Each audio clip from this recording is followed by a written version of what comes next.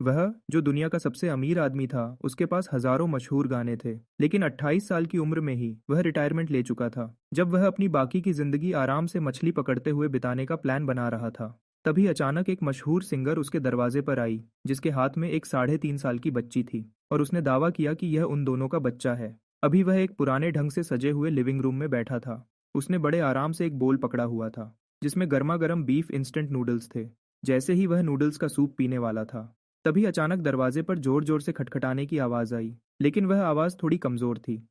उसने थोड़ा परेशान होकर अपने चॉपस्टिक्स नीचे रख दिए। वह अपनी चप्पल पहनकर दरवाजे की तरफ चल दिया। पुराना लकड़ी का दरवाजा आवाज करते हुए खुला। ठंडी हवा और बर्फीली बारिश की बौछार तुरंत अंदर आई। दरवाजे के पास लगे बल्ब की हल्की रोशनी में उसने अपनी आंखें थोड़ी बंद कीं। उसे बाहर का नज़ारा साफ दिख रहा था। वहां एक औरत खड़ी थी। वह बिल्कुल भीगी हुई और परेशान लग रही थी। उसके चेहरे से बारिश का पानी लगातार बह रहा था, लेकिन उसे अपनी कोई परवाह नहीं थी। वह अपने शरीर से बारिश को रोककर एक छोटे से कपड़े में लिपटे बच्चे को बचा रही थी। उसके हाथ कांप रहे थे और जोर से पकड़ने की वजह से पीले पड़ गए थे। उसे देखकर उसकी आंखें फटी की फटी रह गईं। चाहे उसका चेहरा कागज की तरह पीला पड़ चुका था, फिर भी उसने पहली ही नज़र में उसे पहचान लिया। यह वही प्यारी और मशहूर सिंगर थी जिसने 4 साल पहले पूरे एशिया में धूम मचाई थी। यह वही नाम था जो आजकल इस दुनिया में मीडिया की खबरों में सबसे आगे चल रहा था। तुम यहाँ क्यों? इससे पहले कि उसके मुंह से पूरी बात निकलती, शे चिंग युए ने ऊपर देखा। उसकी आंखों में बेहद थकान दिख रही थी, लेकिन उनमें एक आखिरी उम्मीद और मदद की गुहार थी। इसे बचा लो। उसकी आवाज़ भारी हुई और टूट रही थी। वह रोते हुए और कांपते हुए उससे बच्चे को बचाने की भीख मांग रही थी। शिया किन्हुआ का शरीर अचानक बिल्कुल ढीला पड़ गया और वह आगे की तरफ गिरने लगी। उसने तुरंत तेजी से एक कदम आगे बढ़ाया और उसे मजबूती से पकड़ लिया। उसे छूते ही एक बहुत तेज गर्मी का एहसास हुआ, लेकिन यह गर्मी जिया चिंगयुए के शरीर की नहीं थी। यह गर्मी तो उसके गोद में पकड़े हुए छोटे से बच्चे के शरीर से आ रही थी। उसने नीचे देखा। उसे एक छोटा सा चेहरा दिखा, जो तेज बुखार की वजह से लाल हो चुका था। वह एक छोटी लड़की थी, लगभग 3 या 4 साल की।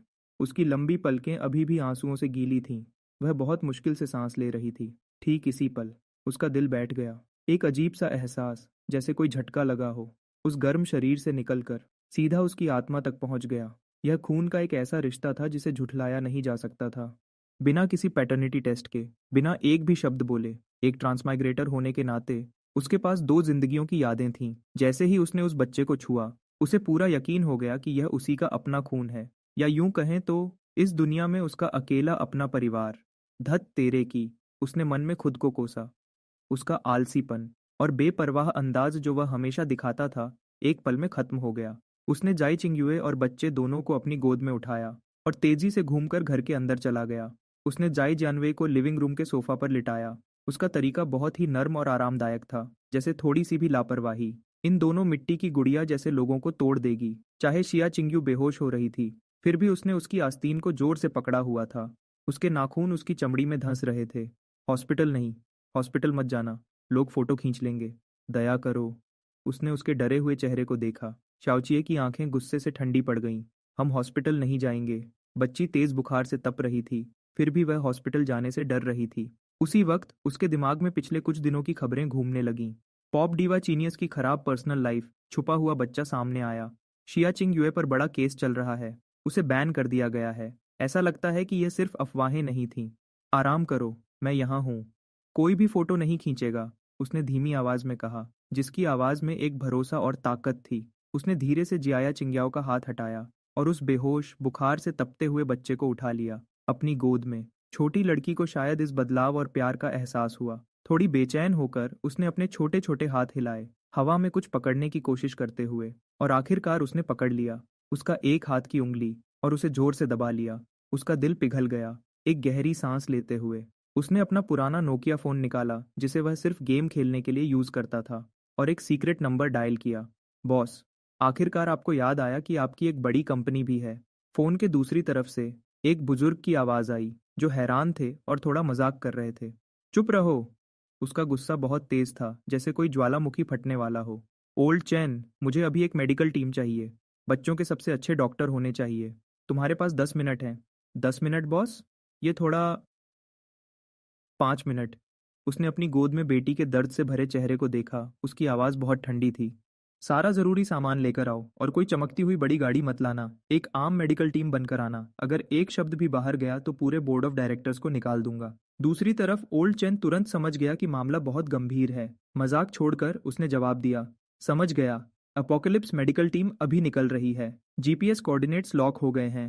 फोन काट कर उसने आराम से उसे कॉफी टेबल पर फेंक दिया। वह सीधा आधे खाए हुए इंस्टेंट नूडल्स के बोल में गिरा। उसने अपना सिर नीचे किया और धीरे से अपना माथा टिकाया। उस छोटी बच्ची के गर्म माथे पर, डरो मत, पापा यहाँ हैं। न तो कोई सायरन की आवाज थी और न ही हेलीकॉप्टर के इंजन का शोर। उस बारिश वाली रात के अंधेरे में तीन बिल्कुल आम सी दिखने वाली ग्रे मिनी वैन्स चुपचाप वूतोंग एली के एंट्रेंस पर आकर रुकीं। अगर कोई ध्यान से देखता तो उसे पता चलता कि उनके टायर्स रन फ्लैट थे। उनकी खिड़कियां बुलेट प्रूफ थीं और गाड़ियों के नीचे का हिस्सा भी खास तौर पर बदला गया था। ब्लू वेस्ट्स पहने हुए लोगों का एक ग्रुप जिस पर कम्युनिटी केयर लिखा था, वे भारी सिल्वर केसेस उठाए हुए थे और बारिश में दौड़ते हुए आंगन के अंदर आए। उनके आगे एक सफेद बालों वाला बूढ़ा आदमी चल रहा था।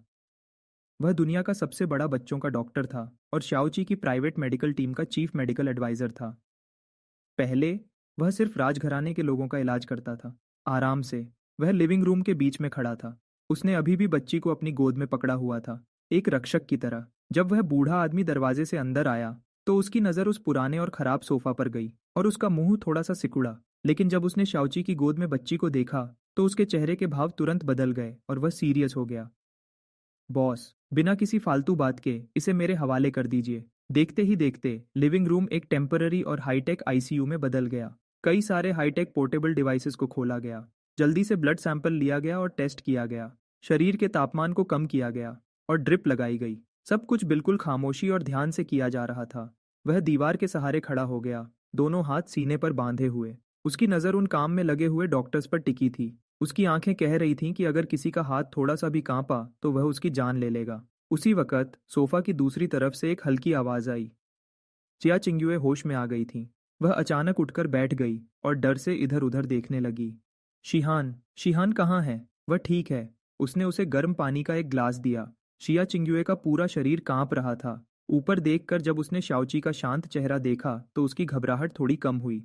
उसने अपना सिर घुमाया और ब्लू वेस्ट्स पहने उन कम्युनिटी डॉक्टर्स को देखा जो उसकी बेटी के आसपास काम कर रहे थे। ये लोग, उसने बिना सोचे समझे झूठ बोल दिया, पास के कम्युनिटी क्लिनिक के वॉलंटियर्स हैं। वे पास में ही बारिश से बच रहे थे, इसलिए मैंने उन्हें अंदर बुला लिया। वे बूढ़े आदमी एक बहुत ही काबिल रिटायर्ड ट्रेडिशनल चाइनीज मेडिसिन के डॉक्टर हैं। वह चीफ रॉयल फिजिशियन जो उस वक्त शिहान को एक्यूपंक्चर दे रहे थे। उनका हाथ कांपा और वह सही जगह निशाना लगाने से चूकते चूकते बचे।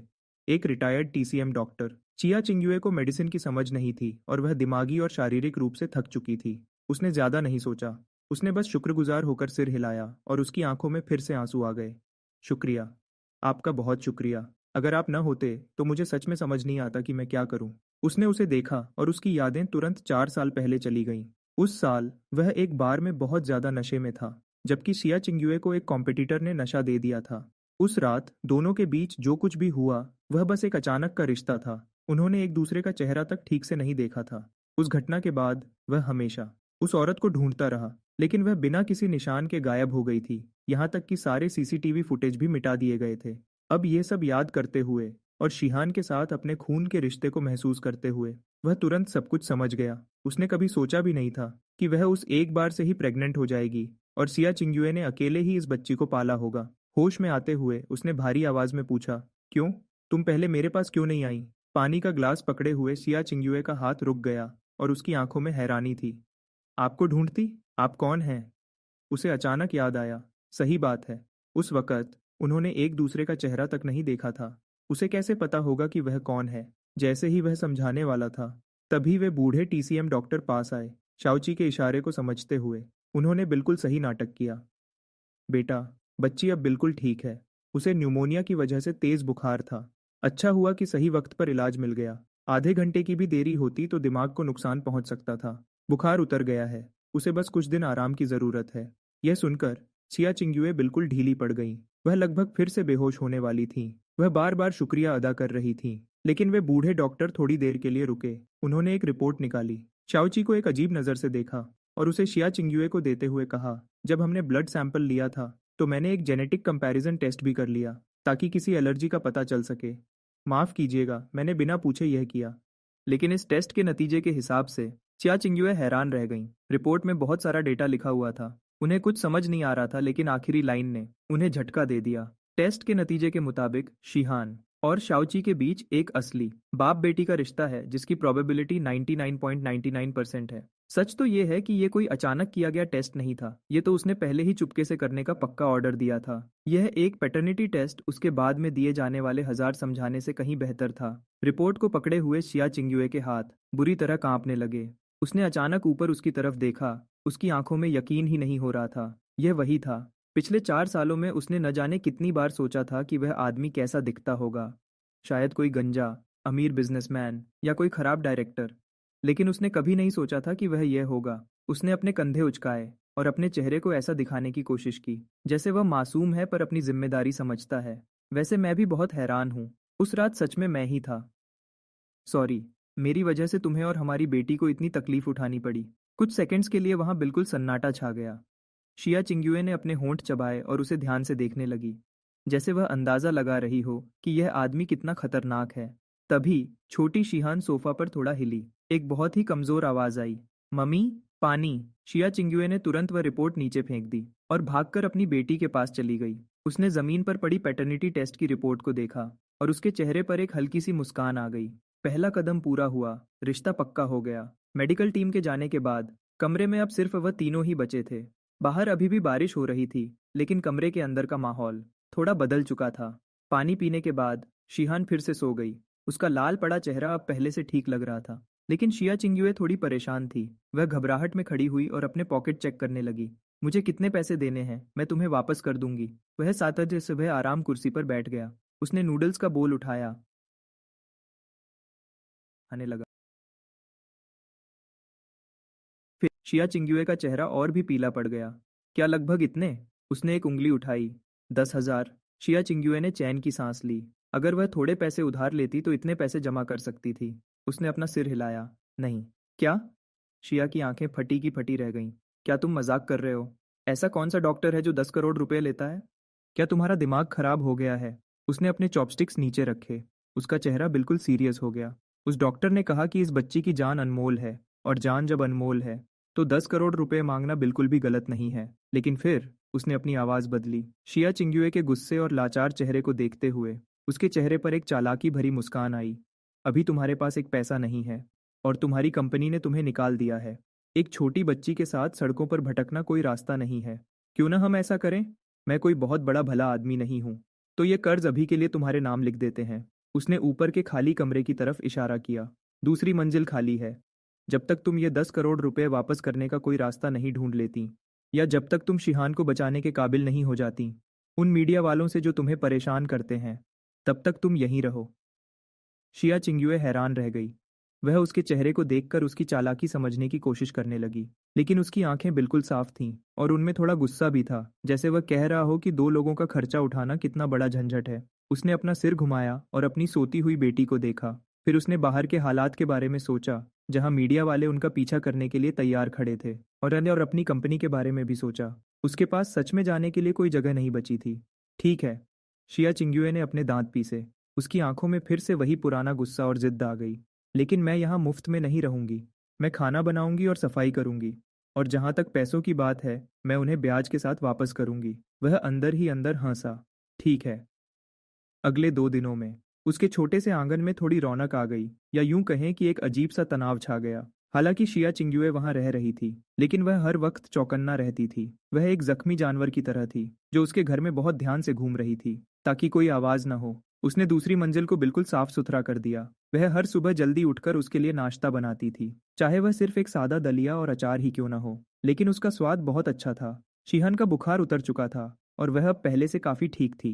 ये छोटी बच्ची सिर्फ 3.5 साल की थी, लेकिन वह इतनी समझदार थी कि देखकर दुख होता था। उसे पता था कि उसकी मम्मी परेशान है, इसलिए वह कभी जिद नहीं करती थी और न ही रोती थी। वह बस कभी कभी सीढ़ियों के ऊपर छुप जाती और अपनी बड़ी बड़ी गोल आंखों से, जो बिल्कुल उसके जैसी थीं, उसे हैरानी से देखा करती थी। ये वही आदमी था जिसे उसे पापा कहना चाहिए था। वह रिश्ता जोड़ने के लिए कोई जल्दी नहीं कर रहा था। वह जानता था कि इस माँ बेटी के लिए भरोसा करना आसान नहीं है, इसलिए वह सही मौके का इंतजार कर रहा था। और वह मौका तीसरे दिन की शाम को आया।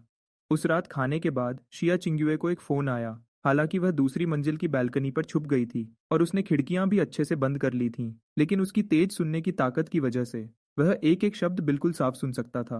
प्रेसिडेंट जाओ, मैं कॉन्ट्रैक्ट तोड़ने के पैसे देने का कोई रास्ता निकाल लूंगी, प्लीज मेरे परिवार को परेशान मत कीजिए। क्या? मैंने तो उस कॉन्ट्रैक्ट पर साइन भी नहीं किया था। आप लोगों ने नकली साइन किए हैं क्लाइंट्स के साथ जाना। बिल्कुल नहीं, कभी नहीं। मैं मर जाऊंगी पर आप लोगों के पास नहीं आऊंगी। आप मुझे मजबूर कर रहे हैं। दूसरी तरफ के आदमी ने शायद कोई बहुत गंदी बात कही थी। शिया चिंग्युए की आवाज गुस्से से कांपने लगी और आखिर में उसकी रोने की आवाज आने लगी। नीचे वह सोफा पर बैठा था और आराम से एक किताब के पन्ने पलट रहा था, लेकिन उसने काफी देर से एक भी पन्ना नहीं बदला था। उसके दिमाग में इस दुनिया की एंटरटेनमेंट इंडस्ट्री की सारी बातें याद आने लगीं। इस दुनिया में एंटरटेनमेंट का काम बहुत बड़ा था। बड़े लोगों ने सब कुछ अपने कब्जे में कर रखा था। सिर्फ वही चलता था जो बिकता था। हर जगह बस सस्ते और दिमाग खराब करने वाले गाने ही चलते थे। अच्छे और सच्चे काम को और असली हुनर को दबा दिया जाता था। शिया चिंग्युए जो अपना खुद का म्यूजिक लिखना चाहती थी और गलत रास्ते पर नहीं चलना चाहती थी, वह उन बड़े लोगों की आंखों में चुभने लगी थी। ऊपर से रोने की आवाज अब धीरे धीरे बंद हो गई थी। बहुत देर बाद बैल्कनी से गुनगुनाने की आवाज आई। वह आवाज बहुत धीमी और टूटी फूटी थी। साथ में कोई म्यूजिक नहीं बज रहा था। सिर्फ बारिश के बाद चलने वाली ठंडी हवा उसके गाने के साथ चल रही थी। ये वही गाना था जिसने शिया चिंग्युए को इस दुनिया में मशहूर बनाया था। कलर्ड ग्लेज, एक ऐसा गाना जिसे इस दुनिया में पुराने स्टाइल का सबसे बेहतरीन गाना माना जाता था। लेकिन उसके कानों के लिए यह धुन सुंदर तो थी, पर इसमें कोई जान नहीं थी। और सबसे बड़ी बात, इसमें बहुत ज्यादा दर्द था। गाने के आखिरी हिस्से तक पहुंचते पहुंचते चिया चिंग्युए की आवाज टूट गई। ऐसा इसलिए नहीं हुआ कि उसे गाना नहीं आता था, बल्कि इसलिए क्योंकि उसके जज्बात पूरी तरह टूट चुके थे। गाना अचानक रुक गया और उसकी जगह रोने और दर्द दबाने की आवाज आने लगी। उसने अपनी किताब बंद की, खड़ा हुआ और पढ़ने वाले कमरे की मेज की तरफ चला गया। उसने एक साफ और खाली कागज को सीधा किया, एक बहुत महंगा मॉन ब्लांक पेन उठाया और बड़े ही खूबसूरत तरीके से लिखने लगा। आखिरी शब्द लिखने के बाद उसने गीली स्याही पर धीरे से फूंक मारी और उस पतले कागज को हाथ में लेकर कमरे से बाहर निकल गया। रात बहुत ज्यादा हो चुकी थी। सिया चिंग्युए ने शिए हेन को सुला दिया था और खुद हॉल के एक अंधेरे कोने में अकेली बैठी खाली आंखों से देख रही थी। उसके सामने एक बैंक कार्ड रखा था। इसमें उसकी बची खुची सारी जमा पूंजी थी। उसे नीचे आते देख उसने जल्दी से अपनी आंखें पोंछी और खड़ी हो गई। मुझे माफ करना, क्या मेरी वजह से तुम्हारी नींद टूट गई? मैं अभी अपने कमरे में चली जाती हूँ। वह बिना कुछ बोले उसके पास गया। उसने दिलासा देने का एक शब्द भी नहीं कहा। इस वक्त चिया चिंग्युए के लिए दिलासे की बातों का कोई मतलब नहीं था। उसने गाने के बोल और म्यूजिक लिखा हुआ वह कागज आराम से नीचे फेंक दिया। उसने उसे ठीक उसके सामने टेबल पर रख दिया।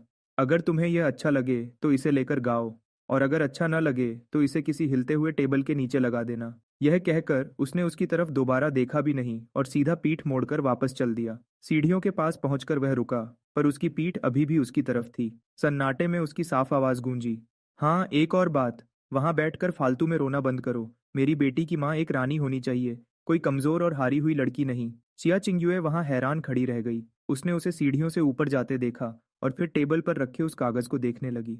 कुछ देर बाद उसने डरते डरते उस कागज को उठाया। टेबल लैंप की हल्की रोशनी में वह धीरे धीरे उस धुन को गुनगुनाने लगी। जैसे ही गाना खत्म हुआ, चिया चिंग्युए की आंखें हैरत से खुली की खुली रह गईं। उसे ऐसा लगा जैसे उस पर बिजली गिर गई हो। उसके पूरे जिस्म के रोंगटे खड़े हो गए। एक बड़ी सिंगर होने के नाते उसे म्यूजिक की बहुत अच्छी समझ थी। इस गाने की धुन का बदलना और इसके बोल आज के जमाने के सभी हिट गानों से कहीं ज्यादा बेहतर थे। खिड़की के बाहर अब बारिश रुक चुकी थी। बादलों के बीच से चांद की एक किरण निकली और उसके हाथ में पकड़े कागज पर पड़ी। कागज के नीचे कोने में बड़े ही अजीब स्टाइल में एक सिग्नेचर किया हुआ था, जिस पर लिखा था सी। फिनिक्स ट्री एली में सुबह की धूप आने लगी थी। पुराने लकड़ी के फर्श पर धूप और छांव का खेल चल रहा था। बारिश के बाद की मिट्टी की खुशबू हवा में महसूस हो रही थी, जो जंगली फूलों की महक के साथ मिली हुई थी। चिया चिंग्युए पूरी रात एक पल भी नहीं सोई थी। वह बिल्कुल एक ही जगह पर वैसे ही बैठी रही, हॉल के उस पुराने सोफा पर। उसके हाथों ने उस कमजोर कागज को जोर से पकड़ा हुआ था। हाथों के पसीने की वजह से कागज के कोने थोड़े मुड़ गए थे। तुम दूर का रास्ता हो, पहाड़ों के कोहरे में रास्ता दिखाने वाली रोशनी हो। चिया चिंग्युए ने धीरे से इन शब्दों को गुनगुनाया। उसकी आंखों में एक बार फिर आंसू आ गए। क्या यह बिल्कुल उसकी अपनी कहानी जैसा नहीं था, जो इस मुश्किल वक्त में रास्ता ढूंढ रही थी? शहान के लिए उसे हर हाल में वह रोशनी बनना ही होगा। तभी दरवाजा खुलने की आवाज आई, जिसने उसके ख्यालों को तोड़ दिया। कोई दूसरी मंजिल से नीचे आ रहा था। वह सीढ़ियों से नीचे आया। अभी भी उसकी आंखों में नींद थी। उसने शिया चिंग्युए की तरफ देखा, जो अभी भी मूर्ति की तरह सोफा पर बैठी थी। उसने अपनी भौहें उठाई और पूछा, क्या हुआ? क्या बेकार लगा? अगर बेकार है तो इसे कचरे में फेंक दो। मैं तुम्हारे लिए कुछ और लिख दूंगा, जैसे कोई आसान सा गाना। वैसे भी आजकल मार्केट में वही सब चलता है। यह कहते हुए वह सीधा किचन की तरफ चला गया। थोड़ी ही देर में किचन से चावल धोने की आवाज़ आने लगी। चिया चिंगुए अचानक अपनी जगह से खड़ी हो गई। वह इतनी तेजी से उठी कि टेबल लगभग गिरने ही वाला था। वह जल्दी से किचन के दरवाजे पर गई और उसे अंडे काटते हुए देखने लगी। उसने कांपती आवाज में पूछा, क्या सच में यह गाना तुमने लिखा है? उसने पीठ मोड़कर देखा तक नहीं और उसके हाथ में चाकू तेजी से चलता रहा। उसने अंडे को बराबर 6 टुकड़ों में काट दिया। क्या तुमने सिग्नेचर नहीं देखा? किसी सी नाम के बंदे ने लिखा है। मैं तो बस बीच का आदमी हूँ। तुम मुझसे ऐसे सवाल क्यों कर रही हो जैसे मेरा आईडी चेक कर रही हो? चिया चिंगुए ने हार नहीं मानी। वह कहाँ है? कौन है वह? मैं उससे मिलना चाहती हूँ। इस गाने का म्यूजिक बहुत ही बेहतरीन है। इसके बोल और धुन आपस में बिल्कुल फिट बैठते हैं। कोई आम इंसान ऐसा गाना कभी नहीं लिख सकता। यहाँ तक कि आज के सबसे बड़े म्यूजिक डायरेक्टर जैसे वेन शनहाई, वह भी ऐसा शानदार गाना नहीं बना सकते। वह पीछे घूमा। उसने शांति से उस बड़ी सुपरस्टार की तरफ देखा और बोला, असलियत को समझो। अभी तुम पर मेरा 100 मिलियन का कर्ज है, और साथ में घर का किराया और बाकी खर्चे अलग। मैंने तुम्हें यह गाना इसलिए दिया है ताकि तुम पैसे कमा सको और अपना कर्ज चुका सको। रही बात लिखने वाले की, तो वह जो कोई भी हो उससे तुम्हें क्या मतलब। तुम बस मुझे एक बात बताओ, क्या इस गाने से अच्छा पैसा मिल सकता है? क्या यह तुम्हारे बंद होते हुए स्टूडियो को दोबारा खड़ा कर सकता है? वह बिल्कुल आम कपड़े पहने हुए था। एक पुराने और टूटे फूटे घर में रह रहा था। यहाँ तक कि उसे सुबह के नाश्ते की भी चिंता थी। फिर भी जब उसने एक ऐसे शानदार गाने के बारे में बात की जो पूरी म्यूजिक इंडस्ट्री को हिला सकता था, तो उसका यह बेपरवाह अंदाज देखकर उसे अजीब सा लगा और उसके दिल में उसके लिए इज्जत और बढ़ गई। चिया चिंग्युए ने एक गहरी सांस ली और उस कागज को अपने हाथ में जोर से पकड़ लिया। अगर यह गाना बाहर आया तो मुझे पूरा यकीन है कि मैं दोबारा सबसे आगे निकल जाऊंगी। फिर अचानक उसकी आंखें उदास हो गईं। लेकिन अभी मुझे पूरे इंटरनेट पर बैन किया गया है। शिनहुआंग एंटरटेनमेंट ने सभी रिकॉर्डिंग स्टूडियो और म्यूजिक कंपनी को कह दिया है, कोई भी मेरे साथ काम करने की हिम्मत नहीं करेगा और न ही कोई मेरा गाना निकालेगा। गाना चाहे जितना भी अच्छा हो, अगर वह लोगों तक पहुंच ही नहीं पाया तो वह बस एक रद्दी कागज है। यह सुनकर वह हल्का सा हंसा और बोला, बैन करना? यह बैन करना सिर्फ कमजोर लोगों पर चलता है। जब तुम्हारा टैलेंट सबसे बड़ा होगा तो ये बड़े पैसे वाले लोग तुम्हारे पीछे भागेंगे। वह तुरंत वापस आएंगे और तुम्हारे पैरों में गिर जाएंगे। फिर उसने एक कटोरी दलिया निकाला और उसे जियाई चिंग्युए को दे दिया। पहले खा लो। जंग लड़ने के लिए पेट भरा होना जरूरी है। रही बात रिकॉर्डिंग स्टूडियो और डिस्ट्रीब्यूशन की, तो उसकी चिंता बाद में करेंगे। क्या पता आज किसी स्टूडियो के मालिक का दिमाग घूम जाए और वह तुम्हारा काम ले ले। शिया चिंग्युए ने दलिया की कटोरी ले ली। उस दलिया की गर्मी उसकी हथेलियों में महसूस होने लगी, जिससे उसका शरीर जो पूरी रात ठंड से कांप रहा था, आखिरकार थोड़ा गर्म होने लगा। तभी सीढ़ियों से छोटे छोटे कदमों की आवाज आई। मॉमी, डैडी, शिहान, जिसने गुलाबी रंग का बनी पजामा पहना था, अपनी नींद से भरी आंखें मलते हुए नीचे भागकर आई। उसका बुखार अब पूरी तरह उतर चुका था और उसका चेहरा खिला हुआ लग रहा था। जैसे ही उसने उसे देखा, उसकी आंखें काले अंगूर की तरह चमक उठीं। उसने पहले कभी किसी को डैडी नहीं कहा था, लेकिन शायद यह खून का रिश्ता था, या फिर उस रात का उसका प्यार से गले लगाना, जिसकी वजह से वह अपने आप उस पर भरोसा करने लगी। ओ मेरी छोटी प्रिंसेस। उसने अपने हाथ का कपड़ा नीचे रखा, आगे बढ़ा और शिहान को गोद में उठा लिया। उसे हवा में ऊपर उठाकर गोल गोल घुमाने लगा। हा हा हा, इतना ऊपर? डैडी मैं बहुत ऊपर उड़ रही हूँ। शिहान खिलखिलाकर हंसने लगी, एक ऐसी प्यारी आवाज जो किसी भी दुख को दूर कर दे। शिया चिंग्युए यह सब देख रही थी। उसकी आंखें नम हो गईं।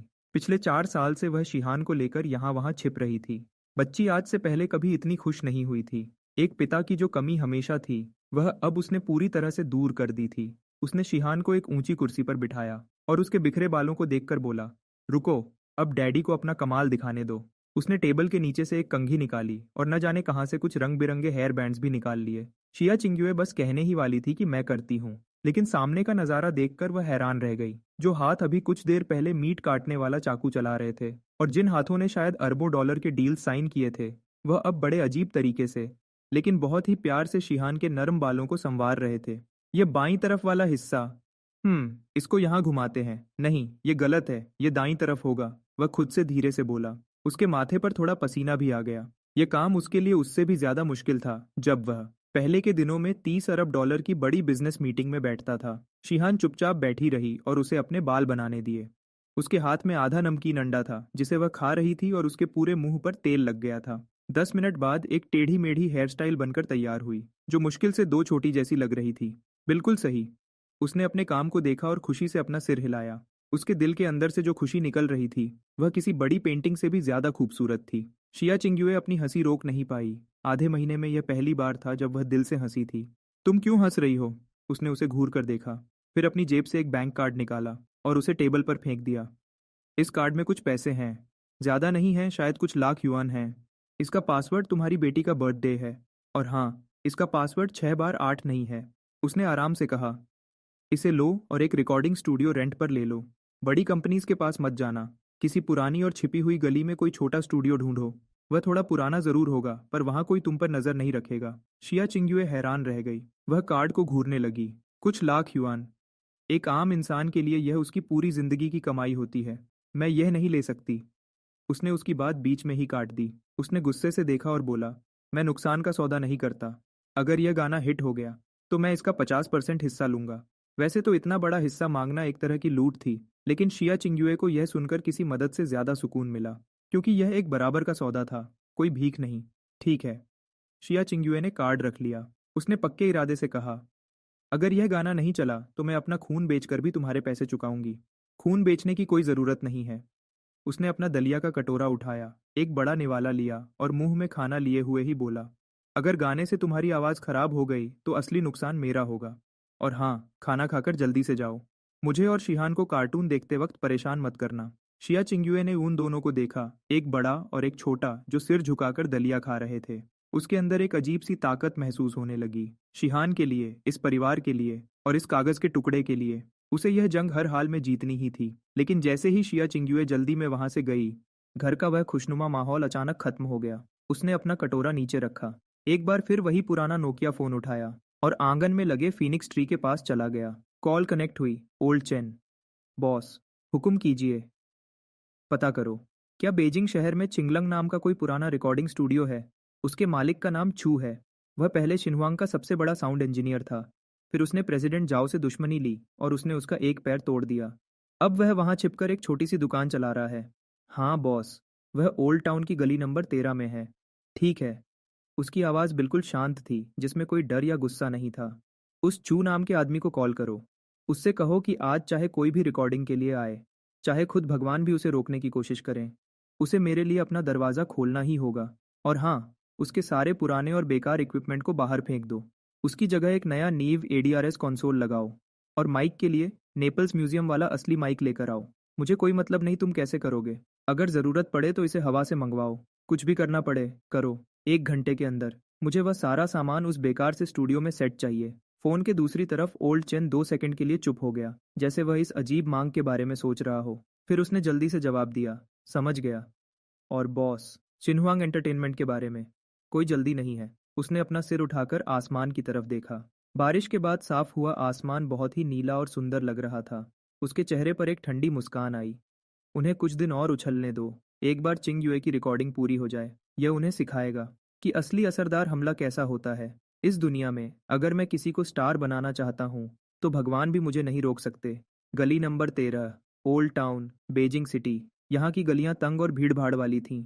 दीवारों पर छोटे छोटे पर्चे चिपके हुए थे, जिन पर नकली डिग्री और मोहर लगाने के विज्ञापन थे।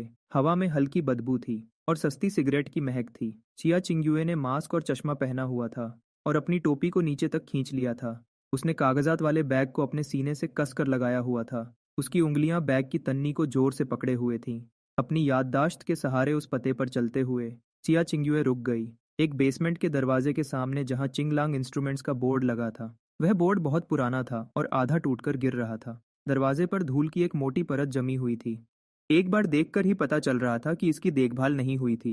यह जगह पहले बेकार हो चुके सिंगर्स का ठिकाना हुआ करती थी और पूरे बेजिंग शहर में यही एक अकेली जगह थी जो शायद उसका काम करने की हिम्मत कर सकती थी, सिर्फ इसलिए क्योंकि यहाँ का मालिक ओल्ड चू बहुत ही अजीब और जिद्दी किस्म का आदमी था। और सबसे बड़ी बात, उसकी शिनहुआंग एंटरटेनमेंट के साथ पुरानी दुश्मनी थी। चिया चिंग्युए ने धीरे से दरवाजा खोला। सीलन और सिगरेट के धुएं की तेज बू उसके चेहरे पर आई, जिससे उसे खांसी आने लगी। उस अंधेरे बेसमेंट में उसे कोने में पड़ा कचरा मुश्किल से दिख रहा था। एक अधेड़ उम्र का आदमी जिसके बाल सफेद थे और दाढ़ी बढ़ी हुई थी, एक फटे हुए सोफा पर लेटा सिगरेट पी रहा था। उसके बाएं पैर के पास एक लाठी रखी थी। वह बहुत आलसी और हारा हुआ लग रहा था।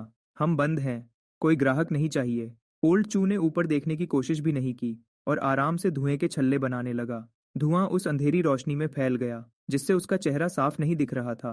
चिया चिंग्युए ने अपना मास्क हटाया, जिससे उसका थका हुआ चेहरा सामने आया। लेकिन वह अब भी बेहद खूबसूरत लग रही थी। उसकी आवाज में थोड़ी सी घबराहट थी। मिस्टर चू, ये मैं हूँ, चिया चिंग्युए।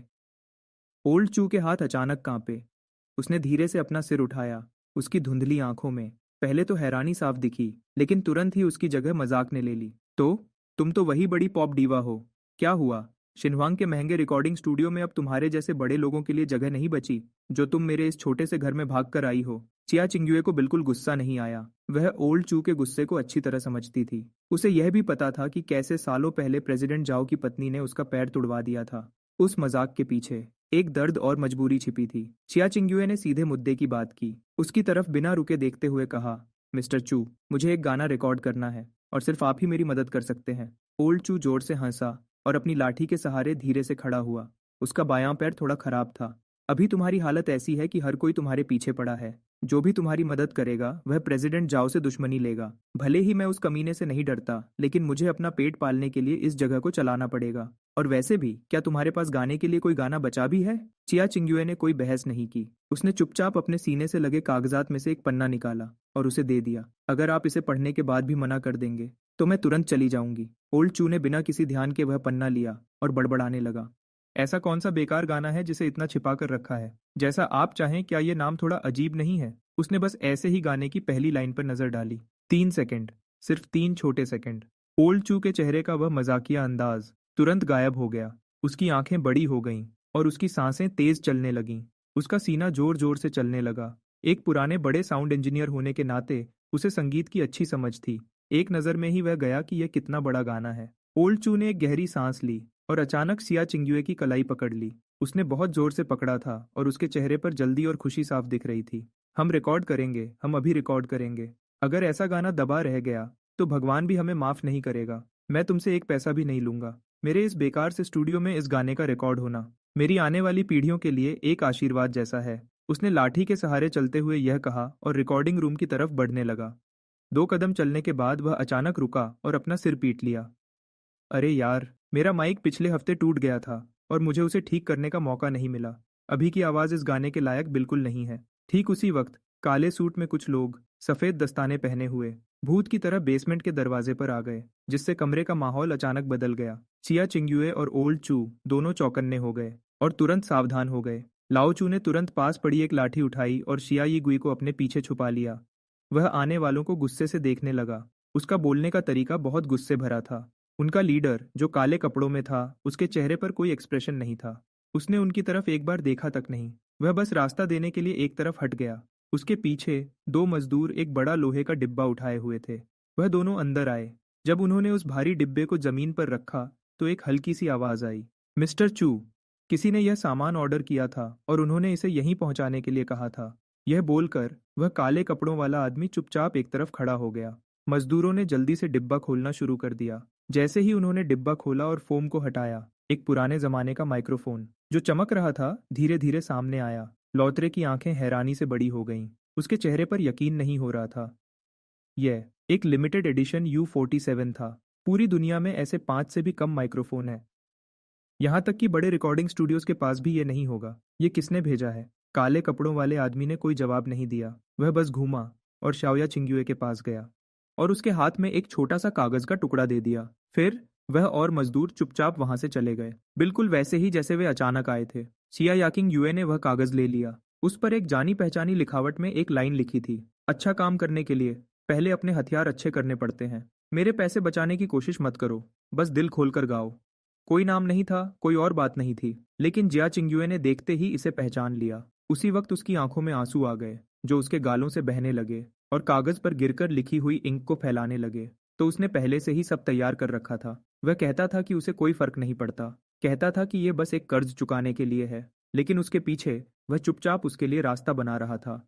यहाँ तक कि उसने इस खास सामान का भी इंतजाम कर दिया। बच्चे, लगता है कोई फरिश्ता तुम्हारी मदद कर रहा है। लाओ चू ने माइक्रोफोन की तरफ देखा, फिर वापस GIG@CNUA की तरफ देखा। उसने उसकी लाल आंखें और चेहरे के भाव को देखा। वह तुरंत समझ गया कि क्या चल रहा है। उसने एक शब्द भी नहीं बोला और नए जोश के साथ रिकॉर्डिंग शुरू कर दी। इसी बीच जांगचंग शहर के बीचों बीच बादलों को छूती हुई एक बहुत ऊंची बिल्डिंग की सबसे ऊपर वाली फ्लोर पर यह दुनिया की सबसे बड़ी कंपनी का हेडक्वार्टर्स था और यह उसका असली राज्य था। भले ही वह इस वक्त वूतोंग एली के एक पुराने आंगन में था, अपनी बेटी शाहान के साथ स्पंज बॉब कार्टून देख रहा था, लेकिन उसकी मर्जी यहाँ बिल्कुल सही तरीके से पूरी की जा रही थी। एक बड़ी होलोग्राफिक स्क्रीन के सामने लाओ चेन सुकून से ऑर्डर्स दे रहा था। वहां बैठे बहुत सारे बड़े हैकर्स और मार्केट चलाने वालों को पूरे हॉल के अंदर सिर्फ कीबोर्ड के चलने की आवाज आ रही थी। वहां का माहौल बहुत गंभीर था।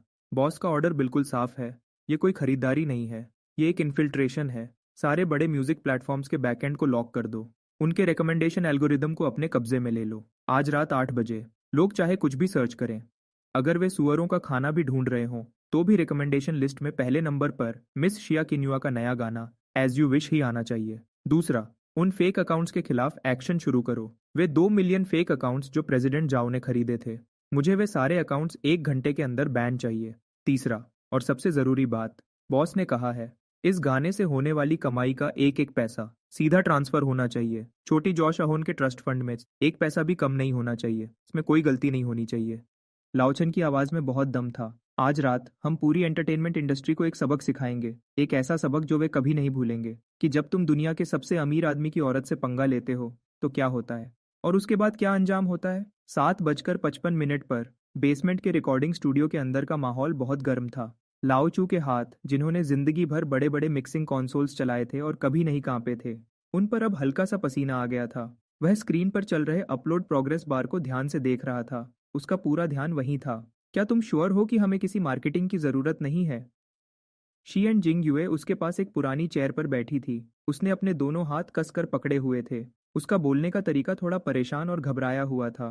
नए गाने को रिलीज करने से पहले कम से कम 1 हफ्ते तक उसका प्रचार करना पड़ता है। आर्टिकल्स लिखवाने पड़ते हैं, ट्रेंडिंग में लाना पड़ता है और तारीफ करने के लिए लोगों को रखना पड़ता है। फैंस से अच्छे कमेंट्स करवाने पड़ते हैं। लेकिन इस बार मेरे पास कुछ नहीं है। शिनहुआंग एंटरटेनमेंट ने पहले ही कह दिया है कि वे मुझे हर जगह से बैन कर देंगे। इस वक्त मैं एक सुनसान आइलैंड पर अकेली खड़ी हूँ। अगर मैं चिल्लाऊंगी भी तो कोई मेरी आवाज नहीं सुनेगा। इसकी कोई जरूरत नहीं है।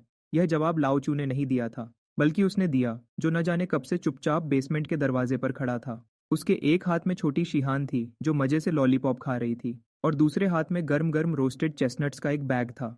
एक अच्छा गाना सोने की तरह होता है, अगर तुम उसे मिट्टी में भी फेंक दोगे तो भी वह चमकेगा। उसने एक चेस्टनट निकाला और प्यार से शिहान के मुंह में डाल दिया और उसके चेहरे पर एक हल्की सी मुस्कान आ गई। वैसे भी आज रात हवा हमारे ही साथ है।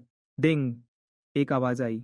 स्क्रीन पर एक मैसेज आया, अपलोड सक्सेसफुल, आर्टिस्ट जाया चिंग्युए। उसी वक्त यहाँ से बहुत दूर जिंगजो में ईट द पेंगुइन म्यूजिक के हेडक्वार्टर्स में शाओली नाम का एक एम्प्लॉई अपना काम छोड़कर खाना ऑर्डर करने ही वाला था। जैसे ही उसकी उंगली फोन की स्क्रीन पर टच हुई, मॉनिटरिंग स्क्रीन पर डेटा का ग्राफ अचानक एकदम सीधा ऊपर चला गया। यह बढ़ाव सच में डराने वाला था। ये क्या हो रहा है? क्या सर्वर खराब हो गए हैं? शाओली के मुंह से उसकी कोला गिरते गिरते बची। उसके चेहरे पर हैरानी साफ दिख रही थी।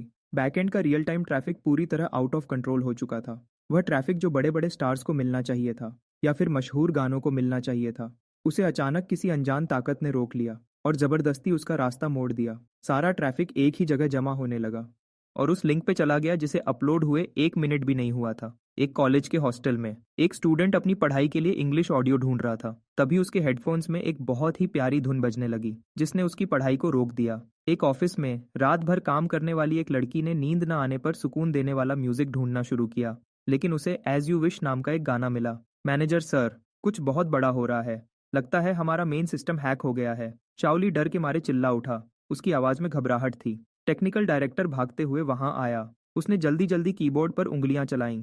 पहले उसे शक हुआ, फिर वह हैरान रह गया और आखिर में उसका चेहरा पीला पड़ गया।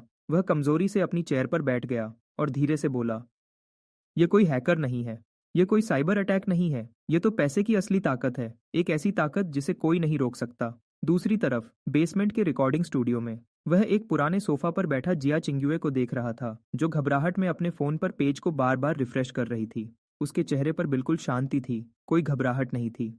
1 मिनट हो गया है और सिर्फ 3 व्यूज हैं, और वह भी हमने खुद ही क्लिक किए हैं। जिया चिंग्युए ने उदास होकर अपना सिर हिलाया। उसकी आवाज में निराशा थी। लगता है कोई चमत्कार नहीं होने वाला। इससे पहले कि वह अपनी बात पूरी करती, उसकी आंखें फटी की फटी रह गईं। उसके चेहरे की उदासी अचानक हैरानी में बदल गई। पेज रिफ्रेश होते ही व्यूज 3 से सीधा 30,000 हो गए। पलकें झपकते ही वह नंबर और बढ़ गया और 3 लाख तक पहुंच गया। कमेंट सेक्शन जो बिल्कुल खाली था, कुछ ही सेकंड्स में भर गया। वहां 999 से ज्यादा कमेंट्स दिख रहे थे। ये कैसे हो सकता है? ये सिर्फ जबरदस्ती लाया गया ट्रैफिक नहीं था, बल्कि ये उस गाने की कमाल की क्वालिटी का असर था। शहर के हर कोने में बहुत से लोगों को जबरदस्ती वह ऐड दिखाया गया। पहले तो वे गुस्सा हुए कि ये कोई फालतू ऐड है, लेकिन जैसे ही उन्होंने गाने की पहली लाइन सुनी, जैसे ही पहली धुन बजी, उन्होंने अपने हाथ रोक लिए जो ऐड को हटाने वाले थे। मेट्रो के अंदर एक आदमी जिसे अभी अभी नौकरी से निकाला गया था और जो बहुत थका हुआ था, उसे अपने अंदर एक नई उम्मीद महसूस हुई। ट्रेन की खिड़की से बाहर आती जाती लाइट्स को देखते हुए उसके अंदर दबे हुए सारे जज्बात अचानक बाहर आ गए। उसकी आंखें लाल हो गईं और उसके आंसू बहने लगे। हॉस्पिटल के रास्ते में एक बेटी जो रात भर अपने बीमार पिता के पास बैठी थी, उसने जब गाने के बोल सुने तो वह अपना दर्द रोक नहीं पाई। उसने अपना मुंह बंद किया और रोने लगी।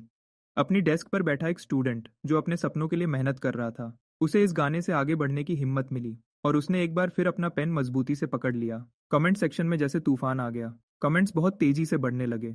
ये किस तरह का कमाल का गाना है? मैं मान ही नहीं सकता कि अभी तक किसी ने ये गाना नहीं सुना। मैं तो इस प्लेटफॉर्म को गाली देने वाला था कि मुझे फालतू गाना दिखा रहा है, लेकिन सुनने के बाद मैं इस गाने का फैन हो गया हूँ। यह दिल को छू गया। क्या यह सच में जिया चिंग्युए है, वही स्टार जिसे उसकी पर्सनल लाइफ के लिए बुरा भला कहा गया था? मेरी जान, इसकी आवाज़ तो सच में जन्नत जैसी है। क्या सिर्फ मैंने ही ध्यान दिया कि इस गाने को लिखने और बनाने वाला सी है? यह सी ज़रूर कोई बड़ा उस्ताद है। इस गाने की एक एक लाइन सीधा दिल पर लगती है। सिर्फ आधे घंटे के अंदर एज यू विश गाने ने एक शानदार वापसी की। ये नए गानों की लिस्ट में नंबर 1 पर आ गया। सबसे ज़्यादा सुने जाने वाले गानों में भी नंबर 1 पर, और ट्रेंडिंग लिस्ट में भी नंबर 1 पर आ गया। उसने हर एक म्यूजिक चार्ट पर अपना कब्जा कर लिया। दूसरी तरफ शिनहुआंग एंटरटेनमेंट के ऑफिस में प्रेसिडेंट जाओ हाथ में महंगी रेड वाइन का ग्लास लिए खड़ा था। वह खिड़की से बाहर शहर के नज़ारे को घमंड से देख रहा था। उसके चेहरे पर एक जीत की मुस्कान थी। आज रात उसने अपने नए लड़कियों के ग्रुप को प्रमोट करने के लिए बहुत सारा पैसा खर्च किया था। उसका मकसद जिया चिंग्युए की बर्बादी का फायदा उठाना था, ताकि वह पूरी तरह उसकी जगह ले सके और पूरी म्यूजिक इंडस्ट्री पर अपना कब्जा कर सके। प्रेसिडेंट जाओ, बहुत बड़ी गड़बड़ हो गई है। उसकी सेक्रेटरी ने दरवाजा खटखटाने की जहमत भी नहीं की और घबराहट में सीधा कमरे के अंदर आ गई। वह इतनी तेजी से भागी कि उसकी एक सैंडल निकल गई। उसके चेहरे पर डर साफ दिख रहा था। तुम इतना क्यों घबरा रही हो? क्या आसमान टूट पड़ा है? प्रेसिडेंट जाओ ने गुस्से से देखा और अपनी वाइन का एक घूंट लिया। उसका घमंड अभी भी वैसा ही था। वह जिया चिंग्युए। सेक्रेटरी ने एक टैबलेट आगे बढ़ाया। उसके हाथ डर के मारे कांप रहे थे। उसकी आवाज़ कांपते हुए निकली। उसने अभी एक नया गाना निकाला है। और और तो क्या हुआ अगर उसने गाना निकाला? प्रेसिडेंट जाओ ने गुस्से से कहा। मैंने पहले ही सबको बोल दिया है। इस इंडस्ट्री में किसकी हिम्मत है जो उसके गाने को प्रमोट करे? मुझे नहीं लगता कि कोई उसके गाने को सुनेगा भी। उसने गुस्से में सेक्रेटरी के हाथ से टैबलेट छीन लिया और बिना ध्यान दिए स्क्रीन पर देखा। अगले ही पल उसके चेहरे का रंग उड़ गया। उसके मुंह में जो रेड वाइन थी, वह सीधा उस महंगे टैबलेट की स्क्रीन पर गिर गई। ये कैसे हो सकता है? प्रेसिडेंट जाओ अपनी जगह से खड़ा हो गया, लेकिन वह इतनी तेजी से आगे बढ़ा कि उसका घुटना जोर से डेस्क के कोने से टकरा गया। दर्द के मारे उसका चेहरा बिगड़ गया और उसका खुद पर से कंट्रोल बिल्कुल खो गया। गुस्से और हैरानी से उसकी आंखें फटी की फटी रह गईं। क्या क्यूक्यू म्यूजिक पागल हो गया है? क्या नेटीज क्लाउड का दिमाग खराब हो गया है? क्या उन्हें शिनहुआंग से दुश्मनी लेने का डर नहीं है? उसने जल्दी से अपने डेस्क पर रखा फोन उठाया और गुस्से में बड़े म्यूजिक प्लेटफॉर्म्स के बॉस लोगों को फोन लगाने लगा। उसकी आवाज़ गुस्से से कांप रही थी। हेलो प्रेसिडेंट वांग, आप ये क्या बकवास कर रहे हैं? क्या हमने जियाचिंग यूए को ब्लैकलिस्ट करने का फैसला नहीं किया था? Beep beep beep. दूसरी तरफ से कोई जवाब नहीं आया, बस फोन कटने की आवाज आई। किसी ने फोन नहीं उठाया, या फिर किसी की फोन उठाने की हिम्मत ही नहीं हुई। प्रेसिडेंट जाओ का चेहरा पीला पड़ गया। उसने घबराहट में एक के बाद एक 12 से ज्यादा लोगों को फोन लगाया। आखिरकार एक छोटे प्लेटफॉर्म के बॉस ने फोन उठाया। वह बहुत धीमी आवाज में बोल रहा था। उसकी आवाज से उसका डर साफ पता चल रहा था। ओल्ड जाओ, अब इस बारे में मत पूछो। हम ये सब नहीं करना चाहते थे। ये ऑर्डर ऊपर से आया है। ऊपर से? कौन? Bureau of culture? प्रेसिडेंट जाओ ने गुस्से में अपने दांत पीसते हुए पूछा। उससे भी बहुत ऊपर। उस आदमी की आवाज डर से कांप रही थी। मुझे अभी खबर मिली है कि वॉल स्ट्रीट की बहुत बड़ी कंपनियों ने सीधे सभी बड़े प्लेटफॉर्म्स पर दबाव बनाया है। जो भी इस गाने को हटाने की कोशिश करेगा, कल तक उनकी कंपनी के शेयर्स की कीमत आधी हो जाएगी। ओल्ड जाओ, अब तुम अपना ध्यान खुद रखो। जियाचिंग यूए के पीछे कोई बहुत बड़ी ताकत खड़ी है। और अचानक फोन कट गया। उसके कान में बस फोन कटने की आवाज गूंजती रही। प्रेसिडेंट जाओ कमजोरी से अपनी चेयर पर गिर गया। एक बड़ी ताकत? वह औरत जो एक नाजायज बच्चे को लेकर घूमती है और इतनी गरीब है कि झोपड़पट्टी में रहती है, उसके पीछे कौन सी बड़ी ताकत हो सकती है? अगर सच में ऐसा होता तो वह पिछले 4 सालों से ऐसी बुरी जिंदगी क्यों जी रही होती और मुझे अपने साथ जो चाहे वह करने दे रही होती? प्रेसिडेंट जाओ की आंखों में एक पागलपन और गुस्सा चमक उठा। इस एंटरटेनमेंट इंडस्ट्री में मैं, जाओ, ही सबसे बड़ा भगवान हूँ। उसने अचानक गुस्से से अपनी सेक्रेटरी की तरफ देखा, जो उसके पास खड़ी डर से कांप रही थी। वह अपने दांत पीसते हुए जोर से चिल्लाया, अभी के अभी ब्लैक वॉलनट स्टूडियो से बात करो। जियाचिंग युए के बारे में हर एक बुरी खबर ढूंढ निकालो, खासकर उसके उस नाजायज बच्चे के बारे में। मैं चाहता हूँ कि पूरे इंटरनेट को पता चले कि ये गाना एक बेशरम औरत ने गाया है। फिर देखते हैं कि वह इससे कैसे बचती है। वुटोंग एली के एक छोटे से आंगन में बारिश के बाद की चांदनी बहुत ही खूबसूरत लग रही थी, जो पत्थर के रास्ते पर एक हल्की और प्यारी रोशनी डाल रही थी। हवा में मिट्टी और ताजी घास की हल्की खुशबू महसूस हो रही थी। जियाचिंग युए आंगन में एक पत्थर के बेंच पर बैठी हुई थी। वह अपने फोन पर गाने के व्यूज और कमेंट्स को तेजी से बढ़ते हुए देख रही थी। वह पूरी तरह से हैरान और खोई हुई थी। नंबर 1। ये सच में नंबर 1 पर है, वह धीरे से खुद से बोली, कि आंखों में एक नई उम्मीद की किरण चमक रही थी। वह एक छोटे से स्टूल पर बैठा हुआ था और बड़े ध्यान से सिया शिहान को सिखा रहा था कि एक चेस्टनट को बिना तोड़े पूरी तरह से कैसे छीलना है। जियाचिंग युए की बातें सुनकर उसने ऊपर देखा तक नहीं। उसने बस आराम से कहा, इससे बस ये पता चलता है कि सुनने वाले इस बार बहरे नहीं हैं। शुक्रिया। जियाचिंग युए ने घूमकर अपने सामने बाप और बेटी के इस प्यारे नज़ारे को देखा। उसके दिल में दबे हुए जज्बात अब और नहीं रुक सके। उनकी आंखों से आंसू मोतियों की तरह बहने लगे। ये आंसू टॉप पर वापस आने की खुशी के नहीं थे, बल्कि इस सुकून के थे कि कोई चुपचाप उसकी हिफाजत कर रहा है। इस एहसास ने उसे अंदर से बहुत हिम्मत दी। मुझे शुक्रिया मत कहो। उसने एक अच्छे से छीला हुआ चेस्टनट जिया शिहान के मुंह में डाल दिया और फिर धीरे से खड़ा हो गया। वह जिया चिंग युए के पास गया, अपना हाथ आगे बढ़ाया और धीरे से उसके बालों को उसके कान के पीछे कर दिया। उसका ये तरीका बहुत ही प्यारा और आम था। उसकी आंखें शांत लेकिन गहरी लग रही थीं। अगर तुम किसी को शुक्रिया कहना चाहती हो तो खुद को कहो, क्योंकि तुमने ही इस गाने को इतना खूबसूरत गाया है। और वैसे भी ये तो बस शुरुआत है। डीवा जिया, तुम खुद को तैयार कर लो। आज रात तो बस शुरुआत है। कल तुम्हारे दुश्मन गुस्से से पागल हो जाएंगे। क्या तुम डर रही हो जियाचिंग युए? जाचिंग युए ने उसकी आंखों में देखा, जो हर मुश्किल का सामना करने के लिए तैयार लग रही थीं, जो जिंदगी के हर बड़े तूफान से लड़ सकती थी। उसने एक गहरी सांस ली और अपने दिल की कमजोरी को दूर करते हुए उसकी आंखों में एक नया भरोसा दिखने लगा। मुझे डर नहीं लगता। अगली सुबह जल्दी ही धूप बहुत तेज निकल आई थी, लेकिन इंटरनेट के अंधेरे कोनों में एक बड़ी साजिश का तूफान धीरे धीरे तैयार हो रहा था। लेकिन उनका गाना अभी भी सबसे ऊपर चल रहा था। उस गाने को सुनने वालों की गिनती 500 मिलियन से भी ज्यादा हो गई थी। हर बड़ी सड़क और छोटी गली में, शॉपिंग मॉल से लेकर हेयर सैलून्स तक, बस यही एक गाना बार बार बज रहा था। लेकिन दूसरी तरफ सोशल मीडिया पर कुछ ऐसी खबरें सामने आने लगीं जो बहुत तेजी से वायरल हो रही थीं, जैसे कि चाचिंग युए के नाजायज बच्चे का सच सामने आ गया और इस सीधी सादी सिंगर का असली चेहरा सबके सामने आ गया। आपकी मर्जी के मुताबिक गंदा सौदा पीछे छूट गया है। एक अनजान शुगर डैडी बेकार हो चुके आर्टिस्ट्स को चर्चा में रख रहा है। इसमें धुंधली और चोरी छिपे ली गई कई फोटोज सामने आई हैं, जिसके साथ भड़काऊ बातें भी लिखी हुई थीं। यहाँ तक कि कुछ अंदर के लोगों ने खबरें लीक की हैं। उनका दावा है कि 4 साल पहले जियाचिंग युए ने आगे बढ़ने के लिए अपना जिस्म बेचा था और अचानक प्रेग्नेंट होने के बाद उसे छोड़ दिया गया। कमेंट सेक्शन में लोगों की बातें अचानक बदल गईं। जो लोग कल रात तक उसे देवी कह रहे थे, वो अब बॉट आर्मीज के बहकावे में आकर सब कुछ खराब कर रहे हैं। हर तरफ गंदी गालियां और बद्दुआएं सुनाई देने लगीं। छोटे से आंगन में फोन पकड़े हुए जिया चिनुआ के हाथ कांप रहे थे।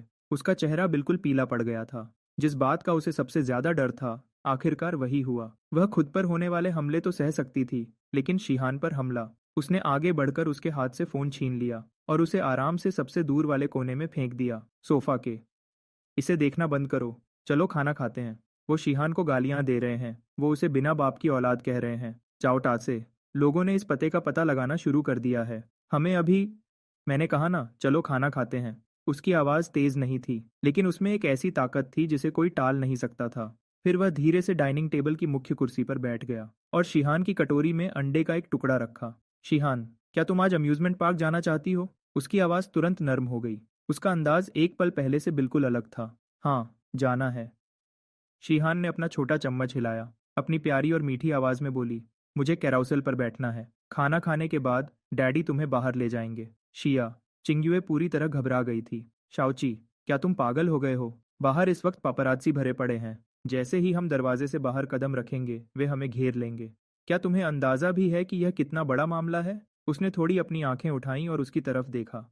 उसकी आंखों में डर का कोई निशान नहीं था, बस एक ऐसी बेपरवाही थी जैसे वह कोई नाटक देख रहा हो। बड़ा मामला? ये तो बस कुछ भिनभिनाती हुई मक्खियां हैं। क्या इसे बड़ा मामला कहना भी चाहिए? उसने अपना पुराना नोकिया फोन निकाला और उसे टेबल पर घुमाते हुए बोला, तुम्हें एक बात याद रखनी होगी। जब तुम पहाड़ की चोटी पर खड़े होते हो, तो तुम्हारे पैरों के नीचे की कीचड़ तुम्हें गंदा नहीं कर सकती। तुम्हें अभी गंदा इसलिए लग रहा है, क्योंकि तुम अभी काफी ऊंचाई पर नहीं खड़ी हो। जैसे ही उसने अपनी बात खत्म की, आंगन की दीवार के बाहर अचानक शोर शुरू हो गया। ये वही जगह है। जीपीएस दिखा रहा है कि ये यहीं पर है। जल्दी करो, ऊपर चढ़ो। वह छोटा बच्चा पक्का आंगन में ही है। अगर हमने फोटो ले ली तो ये ब्रेकिंग न्यूज बन जाएगी। प्रेसिडेंट जाओ ने कहा है कि एक साफ सामने की फोटो के 1 लाख मिलेंगे। कैमरा लिए हुए कुछ लोग सीढ़ियों पर चढ़ गए और बेलों से ढकी दीवार के ऊपर चढ़ने की कोशिश करने लगे।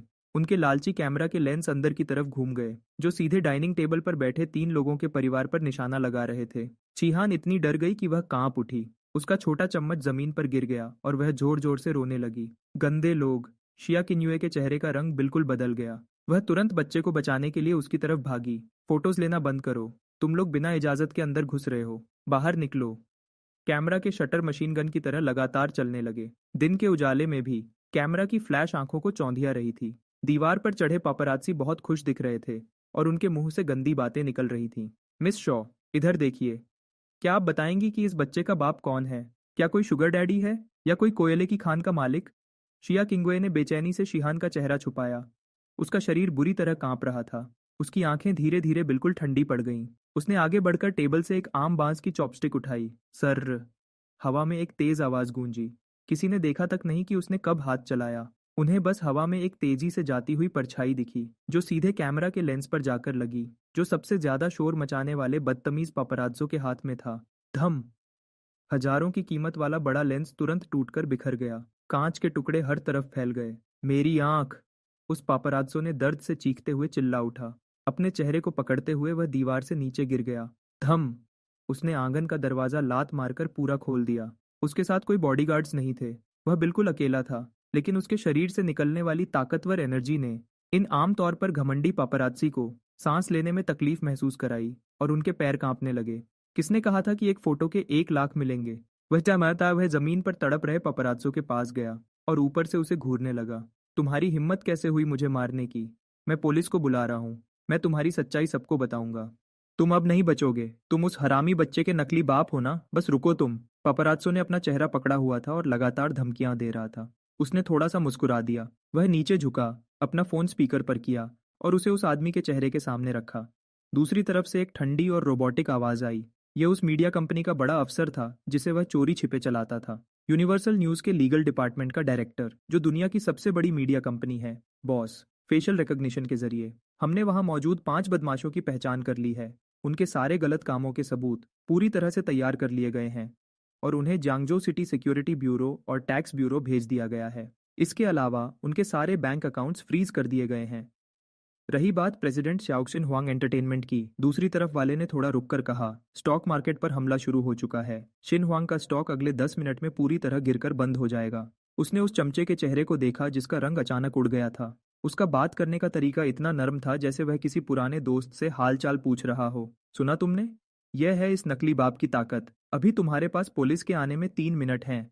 उससे पहले तुम्हारे पास 2 रास्ते हैं। एक, अपने घुटनों के बल रेंगते हुए अंदर आओ और मेरी बेटी से माफी मांगो और जमीन पर गिरे उसके आंसुओं को साफ करो। नहीं तो तुम्हारा बेकार स्टूडियो और वह जाओ नाम का आदमी सब इस दुनिया से एक साथ गायब हो जाओगे। वह चमचा पूरी तरह टूट गया। अभी अभी उसका फोन जोर जोर से बज रहा था। बैंक के मैसेज आ रहे थे कि उसके सारे अकाउंट बंद हो गए हैं। उसकी पत्नी रोते हुए फोन कर रही थी कि उनका घर छीना जा रहा है। स्टूडियो का बॉस ग्रुप चैट में पागल हो रहा था, चिल्ला रहा था कि उन्हें पूरे इंटरनेट पर बैन कर दिया गया है। पलकें झपकते ही सब कुछ खत्म हो गया। मैं पहला रास्ता चुनता हूँ, बॉस। नहीं दादाजी, मुझसे गलती हो गई।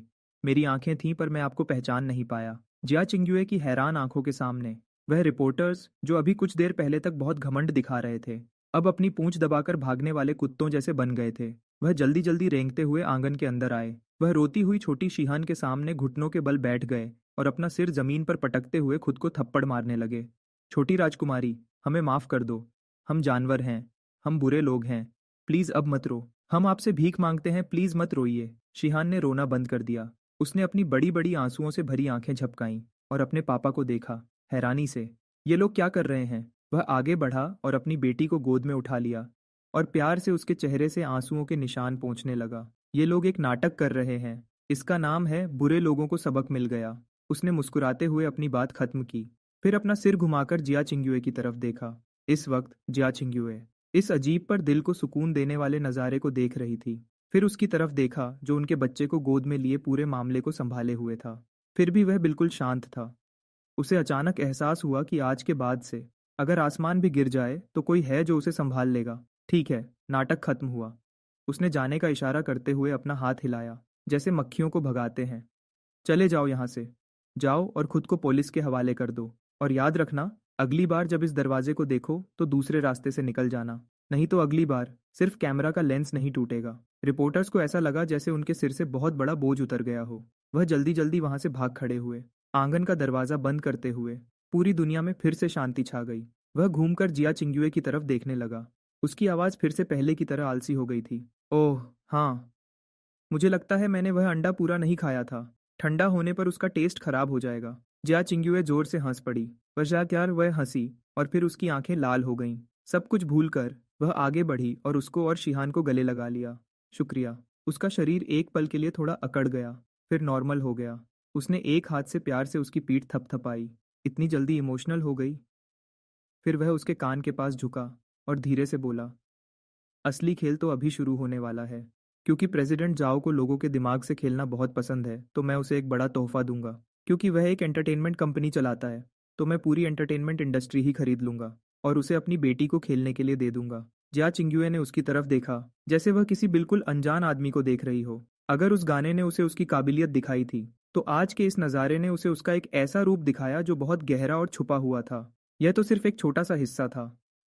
तुम आखिर हो कौन? आखिरकार उसने वह सवाल पूछ ही लिया जो उसके दिमाग में चल रहा था बहुत बार। क्या तुम लैंडलॉर्ड और डॉक्टर हो, या सबसे बड़े म्यूजिक कंपोजर, या फिर वह बॉस जिसके बारे में वे लोग बात कर रहे थे? शाओचेन ने अपनी पैंट से धूल साफ की, खड़ा हुआ और फिर से अपने पुराने आलसी और बेपरवाह अंदाज में आ गया। वह उसके पास गया, उसकी आंखों में देखते हुए जो शक और बेचैनी से भरी थीं।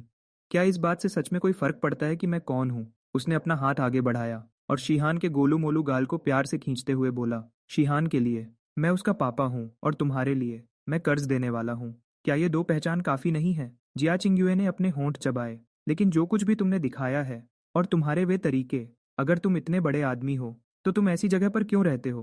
क्यों? क्योंकि मैं थक गया हूँ। बस इतनी सी बात है। उसने अपनी बाहें फैलाईं, उसके सवालों को बीच में ही रोकते हुए। वह घूम गया, इस पुराने छोटे पर सुंदर आंगन को देखने लगा। उसकी आंखों में सच में थकान साफ दिख रही थी। अपनी पिछली जिंदगी की धरती की यादें और इस दुनिया में आने के बाद बिजनेस की दुनिया में सालों की लड़ाई। वह सच में थक चुका था।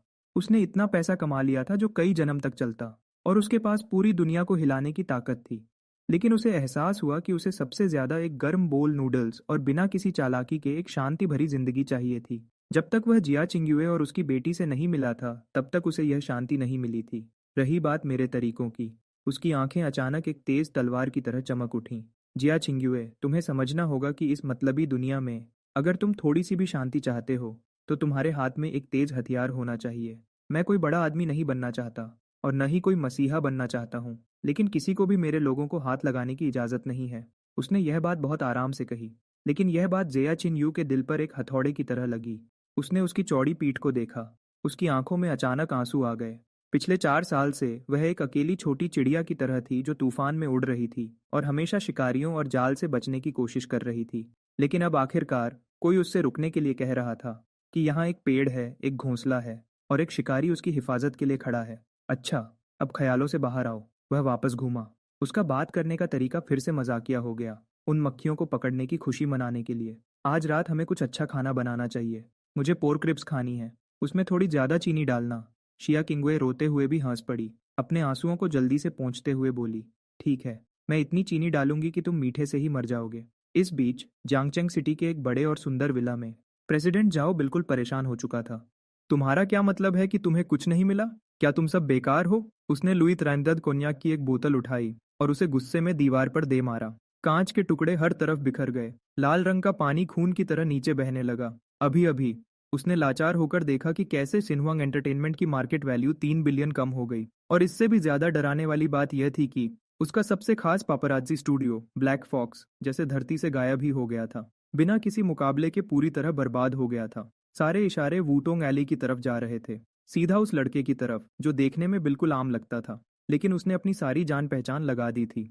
यहाँ तक कि पता लगाने के लिए अंडरवर्ल्ड के लोगों से भी मदद ली थी, और बदले में उसे सिर्फ 2 शब्द मिले, टॉप सीक्रेट। उसके सारे फाइल्स लॉक्ड थे। उस घर के मालिक का नाम भी लॉक्ड था, यहाँ तक कि शाहान का बर्थ सर्टिफिकेट भी एक एस क्लास सीक्रेट बन चुका था, जो सिस्टम की सबसे बड़ी सिक्योरिटी होती है। प्रेसिडेंट शी का सेक्रेटरी हाथ में एक नया फैक्स लिए दरवाजे पर कांप रहा था। टैक्स ब्यूरो ने कहा है, वह पिछले साल के उन यिन यांग कॉन्ट्रैक्ट्स की पूरी जांच करना चाहते हैं, और हमारे पहले से तय किए गए कई इन्वेस्टर्स ने एक साथ अपना सारा पैसा वापस ले लिया है। प्रेसिडेंट जाओ हैरान रह गया। उसका सिर घूमने लगा और वह सोफा पर गिर गया। एक ऐसा डर जो उसने पहले कभी महसूस नहीं किया था, उस पर पूरी तरह छा गया। उसे आखिरकार समझ आ गया कि उसने किसी आम चीज से पंगा नहीं लिया था, बल्कि उसने एक न्यूक्लियर रिएक्टर को छेड़ दिया था। सामने वाले को तो अपना चेहरा दिखाने की भी जरूरत नहीं थी। वह सिर्फ एक चुटकी बजाकर उसके पूरे एंटरटेनमेंट एम्पायर को मिट्टी में मिला सकते थे। नहीं, मैं अभी हारा नहीं हूँ। प्रेसिडेंट जाओ की आंखों में एक हारे हुए जानवर जैसा पागलपन दिखा। वह इस इंडस्ट्री में सालों से काम कर रहा था। उसने कैसे कैसे तूफान नहीं देखे थे। पैसा और ताकत डरावनी हो सकती है, लेकिन आज के दौर में जहां पॉपुलैरिटी ही सब कुछ है, जब तक उसके पास खेलने के लिए पत्ते हैं, उसके पास बाजी पलटने का एक मौका अभी भी था। शिया चिंग्युए, तुम वापस आना चाहती हो? तुम्हें लगता है कि तुम उस गाने से अपना नाम साफ कर लोगी? उसने अपने दांत पीसे। उसकी आवाज में नफरत साफ दिख रही थी। जाओ और मास्क्ड सिंगर के डायरेक्टर से बात करो, चाहे कितने भी पैसे क्यों ना लगें। हमें अगला चैलेंजर स्पॉट हर हाल में चाहिए। अगर इंटरनेट पर कोई तुम्हारी हिफाजत कर रहा है, तो मैं स्टेज पर ही तुम्हारा नाम खराब कर दूंगा। मैं ये पक्का करूंगा कि करोड़ों लोगों के सामने तुम एक सुर भी ना गा सको, और तुम्हारी पूरी तरह बेइज्जती हो जाए। अगर मैं पीछे से चालाकी नहीं कर सकता, तो मैं तुम्हारे सामने खुलेआम खेलूंगा। अगले दिन मौसम बहुत ही प्यारा था। वह जियाजिंग युए और शिहान को लेकर गया। ड्रीमलैंड अम्यूजमेंट पार्क, जो जांगचेंग का सबसे बड़ा पार्क है। यह जगह बच्चों के लिए जन्नत जैसी थी, लेकिन बड़े लोगों और सेलिब्रिटीज के लिए एक मुश्किल जगह थी। यहाँ बहुत ज्यादा भीड़ होती थी। अगर थोड़ा सा भी मशहूर कोई आर्टिस्ट यहाँ आता, तो वहाँ भीड़ बेकाबू हो जाती। जाया जिन युए को इसी बात की चिंता हो रही थी। उसने जाया चिनुए को शीशे के सामने खड़े देखा। वह पूरी तरह तैयार थी। एक बेसबॉल कैप, धूप का चश्मा, एक मास्क और एक ढीली ढाली जैकेट जिसने उसे पूरी तरह छुपा रखा था। सिर्फ उसकी परेशान आंखें ही दिख रही थीं। वह बार बार खुद को चेक कर रही थी। उसे डर था कि कहीं कोई उसे पहचान न ले। उसके पास खड़ी शिहान ने एक गुलाबी रंग की प्रिंसेस ड्रेस पहनी हुई थी। उसके सिर पर मिकी माउस का हेडबैंड था जो उसने अभी खरीदा था, और उसने एक नया टेडी बेयर पकड़ा हुआ था जो उसके आधे कद का था। उसने अपना छोटा सा सिर घुमाया और उसे देखा, और अपनी प्यारी सी आवाज में पूछा, मम्मा, क्या आप निंजा टर्टल बनी हैं? वह जमीन पर बैठकर शिहान के जूतों के फीते बांध रहा था। यह सुनकर उसने जियाक्सिंग युए की तरफ देखा और अपनी हंसी नहीं रोक पाया। उसे मानना पड़ा कि वह बिल्कुल वैसी ही लग रही थी। वैसे किसी निंजा टर्टल का फिगर तुम्हारे जितना अच्छा नहीं होता। शी अकिंग युए ने उसे गुस्से से देखा, चश्मे के अंदर से भी। वह उसकी घबराहट को साफ महसूस कर सकता था। तुम अभी भी हंस रहे हो। आज वीकेंड है। अम्यूजमेंट पार्क में बहुत भीड़ होगी। अगर किसी ने मुझे पहचान लिया और भीड़ ने हमें घेर लिया तो शिहान बहुत डर जाएगी। और कल की ट्रेंडिंग बातें भले ही हट गई हों, पर लोग अभी भी मेरा चेहरा भूले नहीं होंगे। वह खड़ा हुआ। उसकी आवाज में थोड़ी मजबूरी थी, पर पूरा भरोसा भी था। तुम यहीं गलत हो। यह कहते हुए उसने आगे बढ़कर उसका चश्मा उतार दिया। उसके बाद मास्क उतारा, और आखिर में वह खराब सी बेसबॉल कैप भी हटा दी। उसके काले घने बाल धूप में तुरंत नीचे खुलकर गिर गए, और वह धूप में चमकने लगे। उसका बेहद खूबसूरत चेहरा अब सबके सामने था। वह इतनी सुंदर थी कि कोई भी देखता रह जाए। जब हम बाहर घूमने जा रहे हैं, तो हमें बिना डरे और खुलेआम जाना चाहिए। उसने छुपने वाली सारी चीजें आराम से सोफा पर फेंक दी।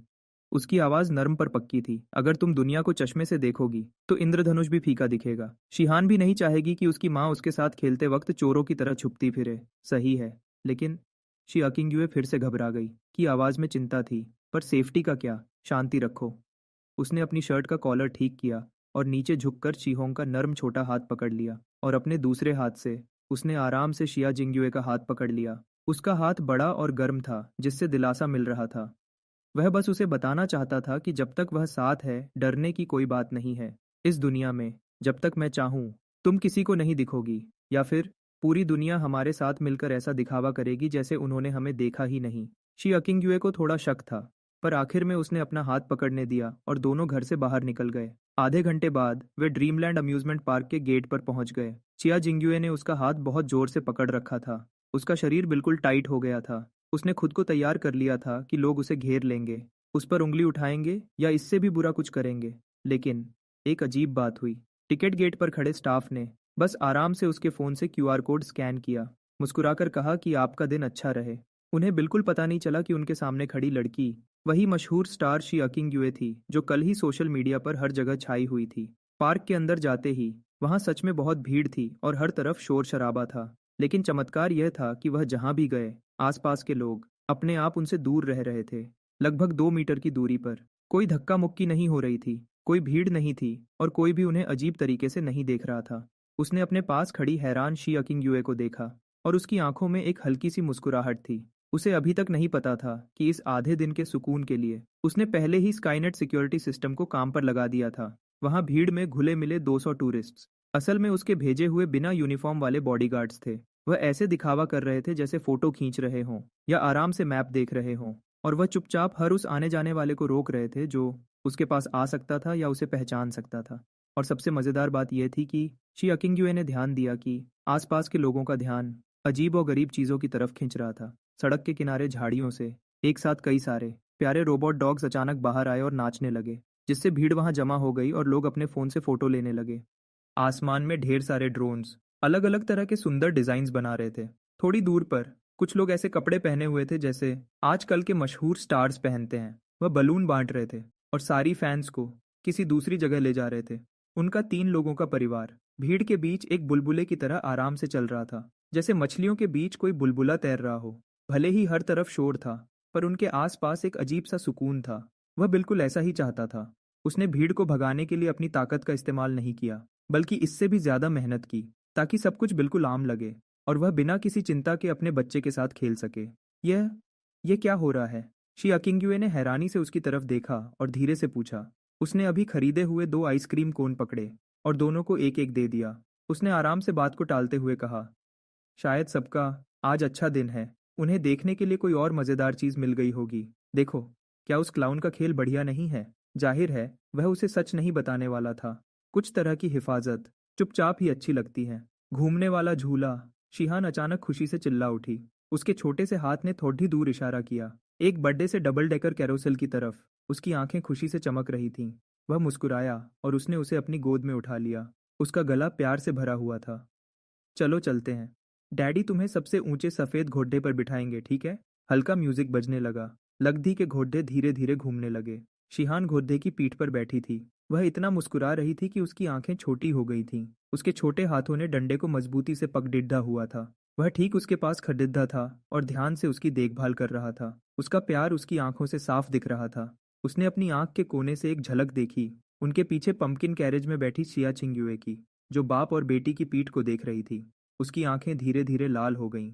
वह जानता था कि यह आसान और प्यारा नज़ारा उसके सपनों की सबसे बड़िद्दी ख्वाहिश हुआ करती थी, जहाँ कोई कैमरा फ्लैश न हो, कोई स्केड्यूल न हो, कोई मैनेजर उसे जल्दी करने को न कहे और कॉन्ट्रैक्ट तोड़ने के जुर्माने का कोई बुरा सपना न हो। वहाँ सिर्फ धूप थी, आइसक्रीम का मीठा स्वाद और म्यूजिक था, और उसका अपना प्यार और बच्चा था।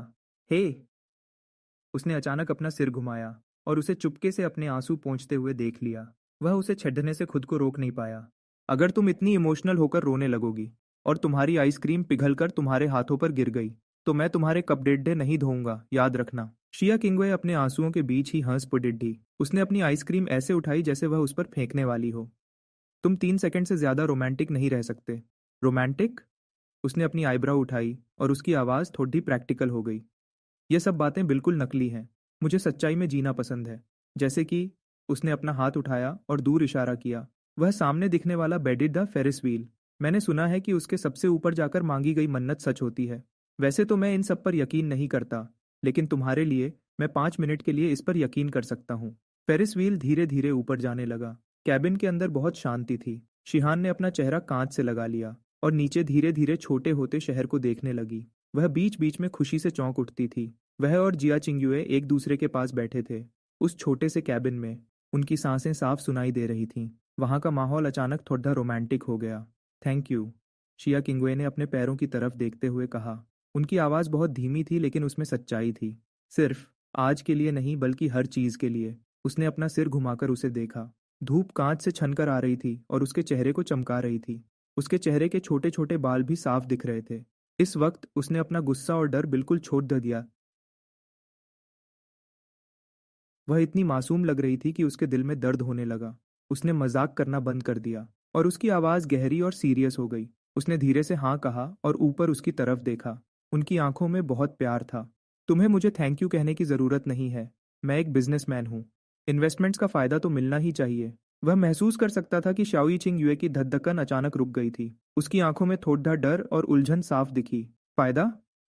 वह किस तरह का फ़ायदा चाहता था? उसने अपना हाथ आगे बढ़ाया और धीरे से अपना हाथ उसके घुटने पर रखे उसके हाथ पर रख दिया। उसके हाथ की गर्मी उसके हाथ में महसूस होने लगी, जिससे उसका डर कम हो गया। मैं जो फ़ायदा चाहता हूँ वह यह है कि अब से तुम सिर्फ स्टेज पर चमकने पर ध्यान दो। बाकी सारे अंधेरे को झेलने के लिए मैं हूँ। वह स्टेज जो तुमने खो दिया था, वह इज्जत जो तुमसे छीन ली गई थी, और यहाँ तक कि वह खुशी जो तुमसे छीनी गई थी, मैं वह सब तुम्हें वापस दिलाऊंगा। एक एक चीज़ ब्याज के साथ। श्री आइकिनुआ ने अचानक अपना सिर उठाया और उसकी गहरी आंखों में देखा। उसकी आंखों में आंसू भर आए। ठीक उसी वक्त फेरिस व्हील सबसे ऊपर पहुंच गया। ऐसा लगा जैसे पूरी दुनिया उनके कदमों में हो, बहुत बेडिड्डी और बेहद खूबसूरत। जब उनकी आंखें एक दूसरे से मिली हुई थीं और माहौल बिल्कुल बदलने ही वाला था, तभी शिहान अचानक पीछे घूमी और अपनी प्यारी बच्चों जैसी आवाज में चिल्लाई, डैडी मॉमी।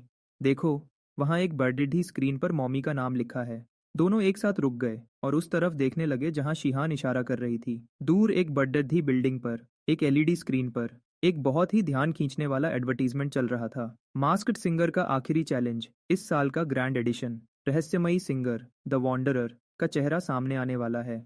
कौन तोड़ पाएगा इस जीत के सिलसिले को? इस फ्राइडे रात के 8 बजे। पता लगाने के लिए जरूर देखें। उस एड में जिया चिंग्यू की फोटो नहीं थी, बल्कि एक ऐसी इमेज थी जिसे सिर्फ इंडस्ट्री के लोग ही समझ सकते थे कि इसका असली मतलब क्या है। वह जिया जिंग्यू का वही पुराना मशहूर लुक था जो उसने 4 साल पहले परफॉर्मेंस के दौरान किया था। उसने देखा कि याए चिन्यू का चेहरा अचानक बदल गया और उस पर डर और हैरानी साफ दिखने लगी।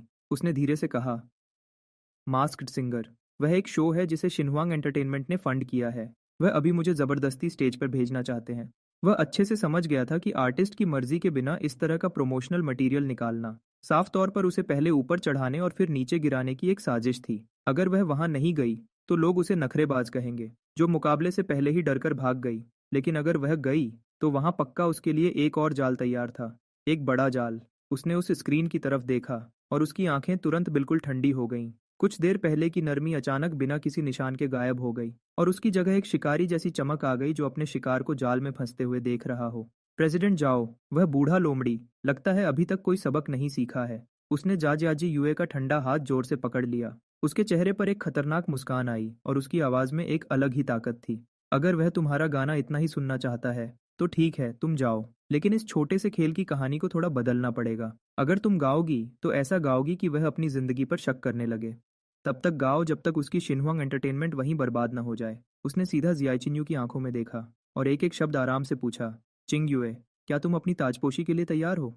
शुक्रवार रात के 8 बजे। स्टूडियो 1, जांगचेंग radio and television broadcasting station. यह उस वैरायटी शो की जगह थी जिसे पूरे होक्सिया में सबसे ज्यादा देखा जाता था। मास्क्ड सिंगर का लाइव ब्रॉडकास्ट। एक बड़ी गोल छत से बहुत सारी महंगी स्टेज लाइट्स लटक रही थीं। स्टेज के बीच में 3D प्रोजेक्शन से एक खूबसूरत म्यूजिक की जगह बनाई गई थी। नीचे 5,000 लोग बैठे थे और उनके साथ म्यूजिक इंडस्ट्री के 3 बड़े जजेस भी थे, और स्क्रीन के पीछे करोड़ों लोग इसे ऑनलाइन देख रहे थे।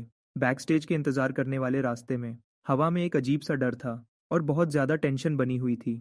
उसने जियाई जिंग्युए को देखा जिसने एक सिल्वर मास्क पहना हुआ था। उस मास्क पर छोटे छोटे हीरे लगे हुए थे और आंख के कोने के पास एक लाल रंग के आंसू की बूंद बनी हुई थी। यह वह नाम था जो उसने उसे दिया था, स्ट्रे कैट। कोई रानी नहीं, कोई देवी नहीं, बल्कि एक स्ट्रे कैट। उसने उससे कहा था कि पुरानी जिया चिंग्युए मर चुकी है। अब जो वापस आ रही है वह मौत के बाद जिंदा हुआ एक जंगली जानवर है। वह अभी भी अपने आम कपड़ों में था ताकि बैकस्टेज में किसी को शक न हो। उसने अपने गले में एक स्टाफ बैज पहना हुआ था जो एक टेम्पररी असिस्टेंट का था। उसके हाथ में एक थर्मोस था जिसमें मालवा नट की चाय थी, क्योंकि उसे डर था कि ज्यादा गाने से उसका गला खराब न हो जाए। उसने उससे प्यार से पूछा, शिया? चिंग्युए ने एक गहरी सांस ली। उसके हाथ बिल्कुल ठंडे पड़ चुके थे। उसकी आवाज में घबराहट थी। मैंने सुना है कि आज रात का मुकाबला पॉप किंग पेसे से है, जो शिनहुआंग एंटरटेनमेंट का सबसे बड़ा आर्टिस्ट है। ये पक्का प्रेसिडेंट जाओ का काम है। उन्होंने ही उसे आज रात मुझे रोकने के लिए भेजा है। शाओचे ने थर्मोस का ढक्कन खोला, गर्म भाप को फूंक मारी और उसे पकड़ा दिया। उसकी आवाज में थोड़ा गुस्सा और लापरवाही थी। सिर्फ जोर से चिल्लाने से कोई अच्छा गाने वाला नहीं बन जाता। शांत रहो। आज रात का खेल उनके हाथ में नहीं है, ये भगवान के हाथ में है। और सच कहूं तो मेरी भगवान से अच्छी पहचान है। तभी ड्रेसिंग रूम का दरवाजा जोर से खुला। शो का असिस्टेंट डायरेक्टर, एक मोटे चेहरे वाला आदमी अंदर घुस आया। उसने गुस्से से शियान चिंग्युए की तरफ देखा और घमंड से बोला, हे स्ट्रे कैट, अब तुम्हारी बारी है, जल्दी करो, देर मत लगाओ। याद रखना कि आज रात लाइव ब्रॉडकास्ट है, अगर कोई भी गलती हुई तो तुम्हें बेचकर भी नुकसान पूरा नहीं होगा। यह कहकर उसने शाओक्सिन यू की तरफ एक अजीब इशारे से देखा, खास करके उसके कमर पर लगे ईयरफोन रिसीवर की तरफ। उसके चेहरे पर एक गंदी मुस्कान आ गई। जाओ छे की आंखों में एक चमक आई। वह एक पल में सब समझ गया। उस रिसीवर के साथ 10 मिनट पहले ही छेड़छाड़ की गई थी। प्रेसिडेंट जाओ सच में उसे इतनी आसानी से छोड़ने वाले नहीं थे। स्टेज पर अचानक सारी लाइट्स बंद हो गईं। सिर्फ एक अकेली सफेद स्पॉटलाइट जल रही थी, जो स्टेज के बिल्कुल बीच में रोशनी कर रही थी। शिया किंग यूए धीरे धीरे स्टेज पर आई, बिना किसी बड़े मेकअप या तैयारी के। वह बिल्कुल साफ और सबसे अलग लग रही थी, जैसे किसी पहाड़ की चोटी पर कोई सफेद फूल खिला हो। म्यूजिक शुरू हुआ, एक ऐसा गाना जो इस दुनिया में पहले कभी नहीं था, अपवर्ड्स टू द मून। उसने यह गाना चुना था क्योंकि वह इसकी सबसे मुश्किल सुरों और ऊंची आवाज का इस्तेमाल करना चाहता था, ताकि सबका मुंह बंद किया जा सके।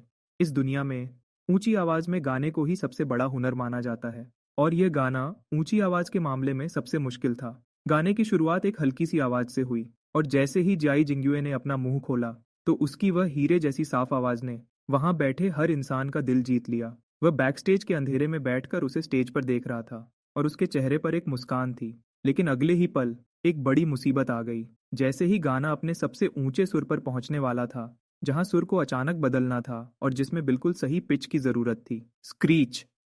अचानक माइक से एक बहुत तेज और चुभने वाली आवाज आई, जो सबके कानों में चाकू की तरह चुभी। उसके तुरंत बाद पीछे चल रहा म्यूजिक अचानक बंद हो गया, और पूरे स्टूडियो में एकदम सन्नाटा छा गया। उसने देखा कि जिया जिनवे ने दर्द के मारे अपने कान बंद कर लिए। उसका शरीर हिलने लगा, और वह स्टेज पर ही बस गिरने वाली थी। उसके ईयरपीस में कोई म्यूजिक नहीं चल रहा था, बल्कि 100 डेसिबल की बहुत तेज और खराब आवाज आ रही थी। बिना लाइव स्ट्रीम चैट को देखे ही कोई भी अंदाजा लगा सकता था कि वहां कितना बड़ा हंगामा हो रहा होगा। कुछ लोग उसका मजाक उड़ा रहे थे, कुछ लोग उस पर शक कर रहे थे, और कुछ परेशान थे। इसी बीच वीआईपी बॉक्स में कुछ लोग परेशान थे। इसी बीच वीआईपी बॉक्स में प्रेसिडेंट जाओ मॉनिटर को घूर रहे थे। शायद उन्हें लग रहा था कि यह सिर्फ मशीन की कोई खराबी है। स्टेज पर जाई जिंगुए बिल्कुल निराश हो गई। ना कोई म्यूजिक था, और ईयरपीस भी खराब हो चुका था। उसके सामने हजारों सवाल उठाती आंखें थीं। स्टेज की तेज लाइट्स के नीचे उसे लगा कि वह बिल्कुल अकेली हो गई है। उसने अपना मुंह खोला, लेकिन कोई आवाज नहीं निकली। वह अच्छे से जानता था कि इस वक्त वह क्या सोच रही होगी। क्या सब खत्म हो गया? क्या जो उम्मीद अभी जगी थी वह ऐसे ही खत्म हो जाएगी? ऐसा नहीं होगा। वह यहाँ था, वह उसे फिर से गिरने नहीं देगा। उसी वक्त वह खड़ा हुआ और स्टेज की तरफ चलने लगा। वह उस अंधेरे से निकलकर बाहर आया जहाँ कभी रोशनी नहीं गई थी। वहाँ एक काला ग्रैंड पियानो रखा था, जिसका इंतजाम उसने पहले से ही कर रखा था। वह बैठ गया और उसकी उंगलियों ने धीरे से पियानो की कीज को छुआ। पियानो से एक साफ और प्यारी आवाज निकली, जो बहुत शक्तिशाली थी और दिल को सुकून देने वाली थी। इस आवाज ने तुरंत ही वहां के शोर को शांत कर दिया। सब लोग हैरान रह गए। अचानक पीछे से एक लाइट जली, जिसने पियानो और उसे रोशन कर दिया। उसने एक काला आधा मास्क पहना हुआ था, जिससे सिर्फ उसका चेहरा थोड़ा सा दिख रहा था, और उसकी आंखें रात के आसमान की तरह गहरी लग रही थीं। वह अभी भी उसी सफेद शर्ट में था, जिसकी आस्तीन उसने ऊपर मोड़ रखी थी, जिससे उसके मजबूत हाथ दिख रहे थे। उसकी उंगलियां कीज पर तेजी से चलने लगीं, और बहते पानी की तरह एक बेहद सुंदर और शानदार म्यूजिक निकलने लगा। यह म्यूजिक असली गाने से भी ज्यादा साफ था और दिल को छू लेने वाला था। उसने अपना सिर थोड़ा सा घुमाया और स्टेज पर अकेली और लाचार खड़ी यित्सिया चिनुए को देखा। उसने एक शब्द भी नहीं बोला, लेकिन उसकी आंखों ने उसे एक साफ और पक्का इशारा दिया, गाओ। मैं यहाँ हूँ। शिया एच चिनुए ने उसे देखा। उसकी आंखों से आंसू बह रहे थे। उस पल उसके ईयरपीस का शोर जैसे गायब हो गया। लोगों का शक भी खत्म हो गया। अब उसकी दुनिया में सिर्फ वह पियानो था, और उसकी उंगलियों से निकलने वाली ताकत थी। उसने एक गहरी सांस ली, अपनी आंखें बंद की, और माइक को एक बार फिर ऊपर उठाया। इस बार उसकी आवाज बिल्कुल नहीं कांपी, बल्कि उसमें एक अनोखी और बहुत बड़ी ताकत थी। जब वह ऊंचे सुरों में गाती, तो पियानो का म्यूजिक उसकी आवाज के साथ बिल्कुल मिल जाता। पियानो की आवाज 10,000 दौड़ते घोड़ों की तरह गूंजती, और जब वह धीरे गाती, तो पियानो की आवाज हल्की बारिश की तरह नरम हो जाती। उन्होंने इसकी कोई तैयारी नहीं की थी, फिर भी दोनों के दिल एक दूसरे से बिल्कुल जुड़े हुए थे, जैसे उन्होंने पहले हजारों बार एक साथ परफॉर्म किया हो। गाना अपने सबसे आखिरी और ऊंचे मुकाम पर पहुंच गया। यह एक सिंगर के लिए सबसे बड़ा टेस्ट था। शी चिंग युए ने अपना सिर पीछे किया, और लगातार 3 ऊंचे सुर ऐसे निकले जैसे कोई नया जन्म हो रहा हो। हर एक सुर पहले वाले से भी ऊंचा था, और हर एक सुर पहले से भी ज्यादा साफ था, जिसने वहां मौजूद हर एक इंसान के दिल को हिलाकर रख दिया। उसका बायां हाथ धीरे से चला, और उसके दाएं हाथ ने कीज को दबाते हुए एक जादू सा बिखेर दिया। उसके हाथ पियानो पर इतनी तेजी से चल रहे थे कि दिख भी नहीं रहे थे। पियानो का म्यूजिक एक बड़े तूफान की तरह बढ़ने लगा, जो उसकी आवाज को और ऊपर ले जा रहा था और उसे आसमान की ऊंचाइयों तक पहुंचा रहा था। बूम! आखिरी ऊंचा सुर खत्म हुआ और पियानो अचानक बंद हो गया। शेख इंगुआ स्पॉटलाइट के नीचे खड़ी थी। उसकी सांसें तेज चल रही थीं और उसके चेहरे से पसीना बह रहा था। वह जंग जीत कर आई किसी रानी की तरह लग रही थी, जिसके चेहरे पर एक अलग ही चमक थी। पूरे हॉल में 5 सेकंड तक बिल्कुल सन्नाटा रहा। फिर तालियों की गूंज और लोगों के चिल्लाने की आवाज से पूरा हॉल गूंज उठा। हे भगवान! क्या यह सच में किसी इंसान की आवाज है? पियानो पर वह लड़का कौन है? वह कितना हैंडसम है? उसने पियानो बजाकर सब कुछ कितने शानदार तरीके से बचा लिया। यह कोई खराब परफॉर्मेंस नहीं थी, बल्कि यह तो एक बेहद खूबसूरत कला का नमूना था। मेरी माँ ने मुझसे पूछा कि मैं घुटनों के बल बैठकर लाइव स्ट्रीम क्यों देख रहा हूँ। 3 पुराने जजेस अपनी सीट से खड़े हो गए। वह इतने खुश थे कि उन्हें समझ नहीं आ रहा था कि क्या बोलें। ये पक्का इस साल की सबसे बेहतरीन परफॉर्मेंस है। नहीं, ये इस पूरे 10 साल की सबसे शानदार लाइव परफॉर्मेंस है। बिना किसी पीछे चलने वाले म्यूजिक के भी, और मशीन खराब होने के बाद भी, उन्होंने अपने सच्चे हुनर का इस्तेमाल किया और एक खराब सिचुएशन को एक शानदार म्यूजिक शो में बदल दिया। शिया चिंग युए ने अपना ईयरपीस उतारा और पियानो के पास खड़े उस लड़के की तरफ देखा। वह धीरे से खड़ा हुआ। उसने झुककर प्रणाम नहीं किया, बस अंधेरे में खड़े होकर धीरे से ताली बजाई और उसे बधाई दी। फिर, एक सच्चे कलाकार की तरह, उसने यह पूरी चमक और ध्यान उस लड़की को दे दिया। वह सिर्फ पीछे रहकर उसे आगे बढ़ाना चाहता था। स्टेज के पीछे कोई भी प्रेसिडेंट जाओ के गुस्से भरे चेहरे का अंदाजा लगा सकता था। उनके हाथ में जो वाइन का ग्लास था, शायद उसके टुकड़े टुकड़े हो चुके थे। ये पियानो बजाने वाला आखिर कहाँ से आ गया? उनके चिल्लाने की आवाज़ पूरे लाउंज में गूंज रही होगी। पता लगाओ, अभी पता लगाओ कि वह मास्क वाला आदमी कौन है। शो खत्म होने के बाद भीड़ और मीडिया के बीच शिया एक चिंग युए उस सेलिब्रेशन पार्टी में नहीं गई। वह सीधे उस नैनी वैन के अंदर चली गई जो उसने पहले से तैयार रखी थी। वैन के शीशे काले थे, जिसकी वजह से बाहर के कैमरा की फ्लैशेस और सारा शोर शराबा अंदर नहीं आ रहा था। वैन के अंदर एक अजीब सी खामोशी थी। फहफाद चद्देह आगे वाली सीट पर बैठा था। उसने अपना मास्क पहले ही उतार दिया था। उसके हाथ में वह पुराना नोकिया फोन था और वह स्नेक गेम खेल रहा था। ऐसा लग रहा था जैसे वह शानदार पियानो गॉड, जो अभी थोड़ी देर पहले स्टेज पर था, वह यह था ही नहीं उसके लिए। जो कुछ भी अभी हुआ, वह बस एक आम सी मदद थी, जो उसे बचाने के लिए एक जरूरी कदम था। शेख इंगुवे पीछे की सीट पर बैठी थी। उसने गहरी नींद में सोई हुई शिहान को अपनी गोद में लिया हुआ था। वह छोटी बच्ची बैक स्टेज पर ही आराम से सो गई थी। वह बिल्कुल बेखबर थी कि स्टेज पर कितना बड़ा ड्रामा हो चुका है। वह इस बात को महसूस कर सकता था। उसका ध्यान उसकी गर्दन के पीछे ही था, जिसमें बहुत सारे सवाल और शक थे। यह साफ था कि उसके दिल में बहुत सारे सवाल चल रहे थे।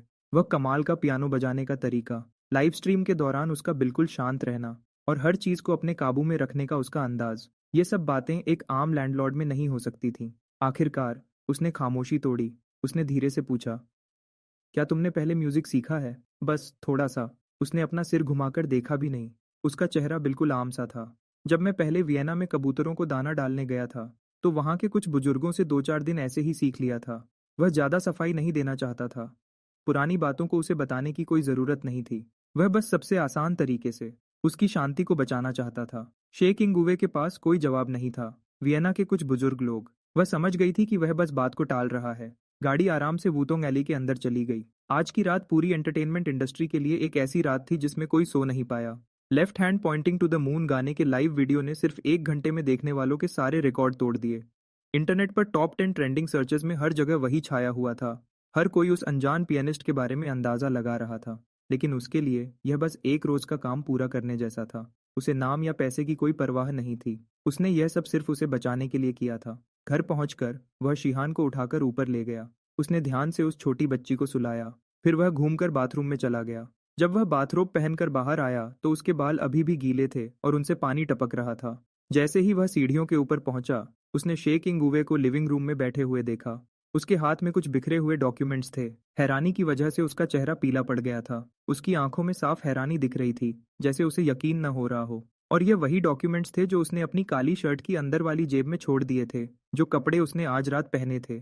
गाड़ी से उतरने के बाद उसने उसे ऐसे ही सोफा पर फेंक दिया था। वह अच्छी तरह जानता था कि उसने उन्हें देख लिया है। वह डॉक्यूमेंट्स इंग्लिश और फ्रेंच में लिखे हुए थे, जिनके ऊपर सोने के रंग का एक बड़ा लोगो बना हुआ था, जीएमजी ग्लोबल मीडिया ग्रुप। ऐसा हो ही नहीं सकता था कि वह इसे न पहचाने। एक पुरानी पॉप डीवा होने के नाते वह किसी भी और से बेहतर जानती थी कि जीएमजी का क्या मतलब है। ये दुनिया की सबसे बड़ी मीडिया कंपनी थी, जो हॉलीवुड के आधे से ज्यादा सिनेमा घरों को चलाती थी। यूरोप की सबसे बड़ी म्यूजिक कंपनी थी और इस दुनिया की ग्रैमी वोटिंग कमेटी भी इसके पास थी। उन डॉक्यूमेंट्स में जीएमजी ग्रुप के 51% शेयर्स अपने नाम करने का पेपर था और उसमें शिनहुआंग एंटरटेनमेंट के ग्रेटर चाइना बिजनेस डिवीजन को जबरदस्ती खरीदने का एक प्रपोजल भी था। वह शिनहुआंग एंटरटेनमेंट को सिर्फ इसलिए खरीदना चाहता था ताकि उसका गुस्सा ठंडा कर सके और शाओताई को इसकी सजा दे सके, ताकि आने वाले वक्त में वह बिना किसी रुकावट के एंटरटेनमेंट इंडस्ट्री में आगे बढ़ सके और चमक सके। क्या हुआ? क्या तुम्हें मेरे बिजनेस एम्पायर में इंटरेस्ट है? उसकी आवाज़ में अभी भी नहाकर आने की नमी थी, जो अचानक उसके पीछे से आई। उसके बोलने के अंदाज में अपना राज खुलने का कोई डर नहीं था, बल्कि उसकी आवाज़ में एक हल्की सी मुस्कुराहट थी। शे किंगुवे अचानक डर गई। उसके हाथ से सारे डॉक्यूमेंट्स जमीन पर गिर गए। उसने तुरंत पीछे घूमकर देखा। वह सीढ़ियों के ऊपर बाथरोब पहने खड़ा था, जिसमें से उसका मजबूत शरीर साफ दिख रहा था। उसका चेहरा शर्म से बिल्कुल लाल हो गया। चिंग युए ने हकलाते हुए सफाई दी। मैं मेरा मतलब तुम्हारे पेपर्स देखना नहीं था। क क्या ये सब सच है? क्या तुम जीएमजी के बॉस हो? शाओची सीढ़ियों से नीचे आया। उसने झुककर जमीन से सारे डॉक्यूमेंट्स उठाए। उसने उन्हें आराम से साफ किया और वापस कॉफी टेबल पर रख दिया। उसने बिल्कुल आम अंदाज में कहा, हाँ, तुम ऐसा कह सकती हो। उसने अपने लिए एक ग्लास पानी निकाला और खिड़की के पास चला गया और खिड़की से बाहर उस पुराने पेड़ को देखने लगा। उसने एक ठंडी सांस लेते हुए कहा, पहले वाले चेयरमैन ने मुझसे एक मदद ली थी। उसने ज़बरदस्ती ये शेयर्स मेरे हाथ में थमा दिए। पहले तो मैं हज़ारों लोगों को संभालना नहीं चाहता था। ये बहुत झंझट का काम है। लेकिन अभी मुझे समझ आया कि थोड़ी सी ताकत होने से बहुत सारी परेशानियों से बचा जा सकता है, जैसे कि तुम्हें बिल्कुल सुरक्षित रखना। चिंग युए ने उसे देखा। उसकी आंखें हैरानी से भरी हुई थीं। ऐसा लग रहा था जैसे वह कोई कहानी सुन रही हो। तो तुम यहाँ क्यों रहते हो? एक लैंडलॉर्ड होने का नाटक क्यों करते हो? उसने अपने दिल का एक और सवाल पूछा। चाओचे ने पानी का एक घूंट लिया। वह घूमकर खिड़की के सहारे खड़ा हो गया। उसका अंदाज थोड़ा गंभीर हो गया, क्योंकि सबसे ऊपर अकेलेपन के सिवा कुछ नहीं होता। वह धीरे धीरे उसकी तरफ बढ़ा और उसे सोफा के कोने तक ले गया। वह आगे झुका और अपने दोनों हाथ सोफा के पीछे रख दिए, जिससे वह उसके बिल्कुल करीब आ गई। उसकी खुशबू ने तुरंत चिंगयुए को घेर लिया। जब तुम्हारे पास सब कुछ होता है, तब तुम्हें समझ आता है कि सच्चाई सबसे महंगी चीज़ है। जो लोग मेरे पास आते हैं, वह या तो मेरे पैसे के पीछे होते हैं या फिर मेरी ताकत के। सिर्फ यहाँ, उस बीफ नूडल्स के बोल में और शिहान के मुंह से पापा सुनकर मुझे लगता है कि मैं सच में एक इंसान हूँ। उसने उसकी आंखों में ध्यान से देखा। उसकी आवाज़ गहरी और असरदार थी, जिसमें एक अलग ही खिंचाव था। अब जब तुम्हें मेरा राज पता चल गया है, तो बिजनेस के नियम के मुताबिक जो लोग ज्यादा जान जाते हैं उनका अंजाम दो में से एक ही होता है। शे किंगुवे का दिल जोर से धड़कने लगा। उसने घबराकर उसे देखा। उसकी आवाज कांप रही थी। कैसा अंजाम? चुप होने के बाद शाओचे ने जानबूझकर एक गुस्से वाला चेहरा बनाया। उसे डर के मारे पीछे हटते हुए देखकर वह अपनी हंसी नहीं रोक पाया और जोर से हंस पड़ा। अगले ही पल उसने अपना मजाकिया चेहरा बदल लिया। एक चालाक लोमड़ी की तरह मुस्कुराते हुए उसने कहा कि पार्टनर बनने का मतलब है पूरी तरह से मेरे साथ जुड़ जाना, और तुम अपनी पूरी जिंदगी में कभी यहाँ से भाग नहीं पाओगी। उसने अपना हाथ आगे बढ़ाया और धीरे से उसकी ठुड्डी को ऊपर उठाया। उसकी उंगलियों ने उसकी नर्म स्किन को छुआ। उसका बोलने का तरीका नर्म लेकिन पक्का था। मिस शिया, क्योंकि तुम शिहान की माँ हो, इसलिए मैं तुम्हें एक खास मौका दूंगा। क्या तुम मेरी पत्नी बनोगी?